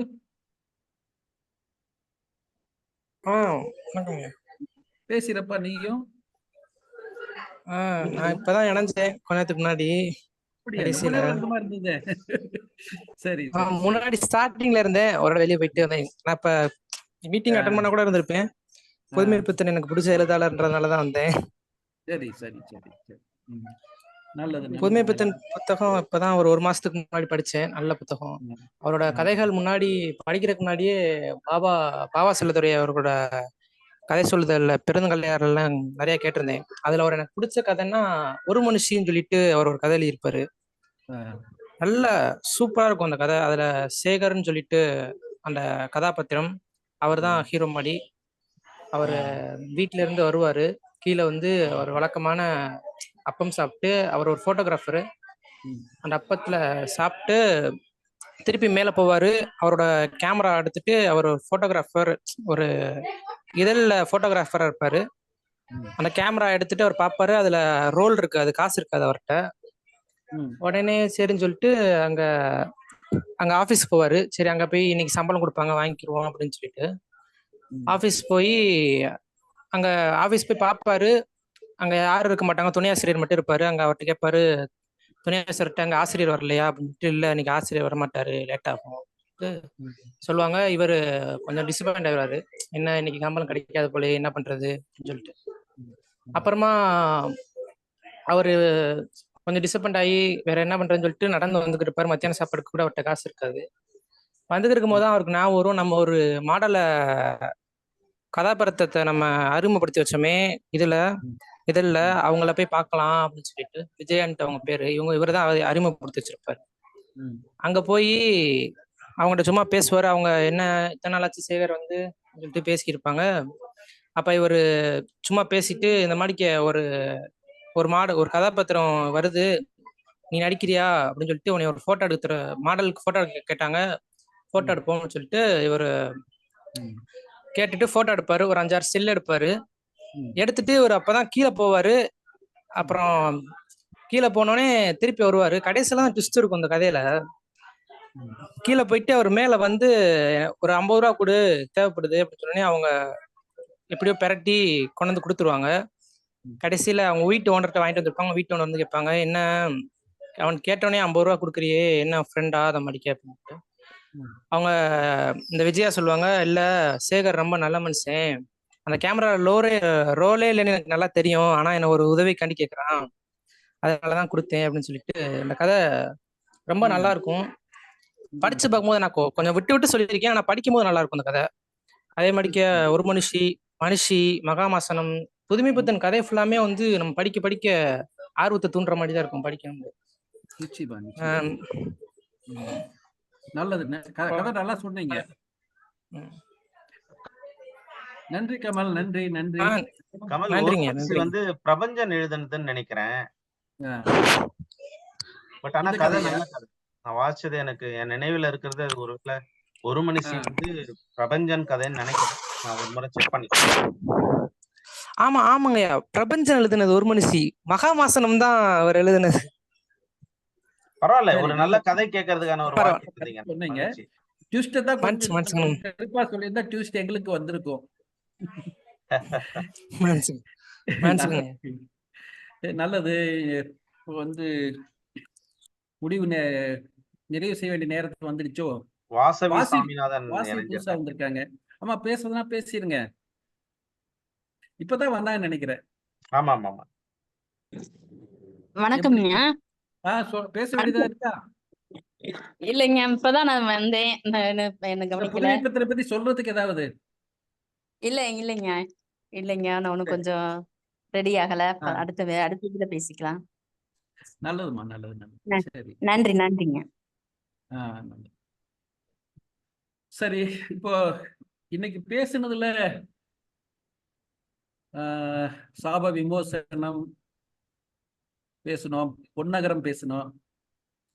இதையெல்லாம் பேசும்போது கற்பை பத்தி நிறைய பேசணும் இல்லையா? கற்பு வேண்டாங்கிற மாதிரி பேசுற மாதிரி இருந்ததோ, தேவையில்லாத ஒன்று அப்படின்னு பேசுற மாதிரி தோணுச்சோ? இல்ல, இந்த இருந்தாதானங்க அது வந்து வேண்டாமா வேண்டுமா இந்த அப்படின்ற மாதிரி. ஜென்மத்தில் இன்னொரு பெண்ணை சிந்தையாலும் தொடேன்னு சொல்லி ஏகபத்னி ராமன், ஏகபத்னி விரதன் ராமர் சொல்லக்கூடிய கதை, ராமாயண கதை. அவர் வந்து ஏகபத்னி விரதனுங்கிற காரணத்தினாலதான் அவருடைய கால் கூட அகலிகை மேல படக்கூடாதுன்னு சொல்லி கால் தூசி பட்டதா சொல்லி கதையை சொல்லியிருக்காரு கம்பர். ஆக அந்த கேரக்டருடைய இமேஜை நிலைநிறுத்துங்கிறதுக்காக தான் அந்த மாற்றங்களை அவர் செஞ்சிருக்காரு. ஆக ஆக அந்த மாதிரி அது அகலியுடைய கதையில நம்ம அந்த மாற்றத்துக்கான காரணமா புரிஞ்சுக்க வேண்டியதா இருக்கு. இப்போ வந்து கற்பை பத்தி பல்வேறு விஷயங்கள் இருக்கு. ஒரு படத்துல கூட சொல்லுவார், விபச்சாரியா இருந்தா கூட விருப்பம் இல்லைன்னா தொடக்கூடாதுன்னு சொல்லி வசனம் வருது. வசந்த மாளிகைன்னு ஒரு படத்துல சிவாஜி பேசுற வசந்தமா வரும். ஆக வந்து விருப்பம் இருக்கிறதா இல்லையா, அன்பு இருக்கிறதா இல்லையா அப்படிங்கிறத பொறுத்தெல்லாம் நிறைய விஷயங்கள் அது இருக்கு. அது நிறைய விவாதிக்க வேண்டிய விஷயம். நான் ஏதோ பேசுனதுல ஏதோ இந்த விஷயத்த ஏதோ குறைச்சா சொல்றாங்க, இவங்க இந்த மாதிரிலாம் பேசுறாங்கன்னு சொல்லி ஒரு தவறான கருத்துக்கு போயிட வேண்டாம். ஆக என்பதை சொல்லிட்டு கற்பு என்று சொல்ல வந்தால் அதை இரு கட்சிக்கும் பொதுவில் வைப்போம்னு சொல்லி பாரதியார் ஒரு சமாதானம் பண்ணியிருக்காரு. இப்ப அதுதாங்க சொல்ல வரேன். இப்போ இந்த பொன்னகரத்துல கூட பாத்தீங்கன்னா, கற்பு என்னடா கருப்பு, அதனால ஒரு கஞ்சிய வாங்க முடியலன்ற மாதிரி முடிக்கிறாருல்ல. அந்த கற்பை வந்து அப்ப கூட அந்த கதையில கூட பாத்தீங்கன்னா, ஆமா, அந்த பொன்னகரத்தை கூட அந்த கற்பை எங்க போய் அவர் நிறுத்துறாருன்னா அந்த பெண்களுக்கானதான் நிறுத்துறாரு. இப்ப அந்த இடத்துல ஒரு ஆணும் தானே சம்மந்தப்படுறான். ஆமா, அவருக்கு கஞ்சி வாங்கி கொடுத்தானே, பால் கஞ்சி வாங்கி. இல்ல, நான் அதை சொல்லலைங்கயா. இப்போ அவன் அந்த இருள்ல மறையிறான்னும் போது அவளை ரொம்ப நேரமா நாளா நோட்டம் பண்ணியிருந்த ஒருத்தனோட தான் அவ போறா. அப்ப அந்த ஆணை பத்தி அங்க பேச்சு வரமாட்டேங்குது பாருங்க. அந்த ஆங்கிள்லயே நம்ம வந்து அதை புரிஞ்சுக்க வேண்டியதா இருக்கு. அப்ப கற்பு என்பது எப்பொழுதுமே காலங்காலமாக பெண்களுக்கே வைக்கப்பட்ட ஒன்றாக இருக்கிறது. சரி, சரிதான். அதைத்தான் பாரதி வந்து இரண்டையும் பொதுவில் வைப்போம். இது கட்சிக்கும் அதை பொதுவில் வைப்போம் சொன்னார். பொதுவில் வைப்போம். அதனாலதான் பாரதி சொன்னார். அதனாலதான் பாரதி அப்படி சொன்னார். சரிங்க ஐயா, சரிங்க. சரி, நல்லது. வேற ஏதாவது கருத்துக்கள் இருந்தா சொல்லலாம். மகிழ்ச்சிங்க. நிறைவு செஞ்சுக்கலாங்களா? நல்லது. நன்றிங்க, நன்றிங்க, நன்றி. மகிழ்ச்சிங்க.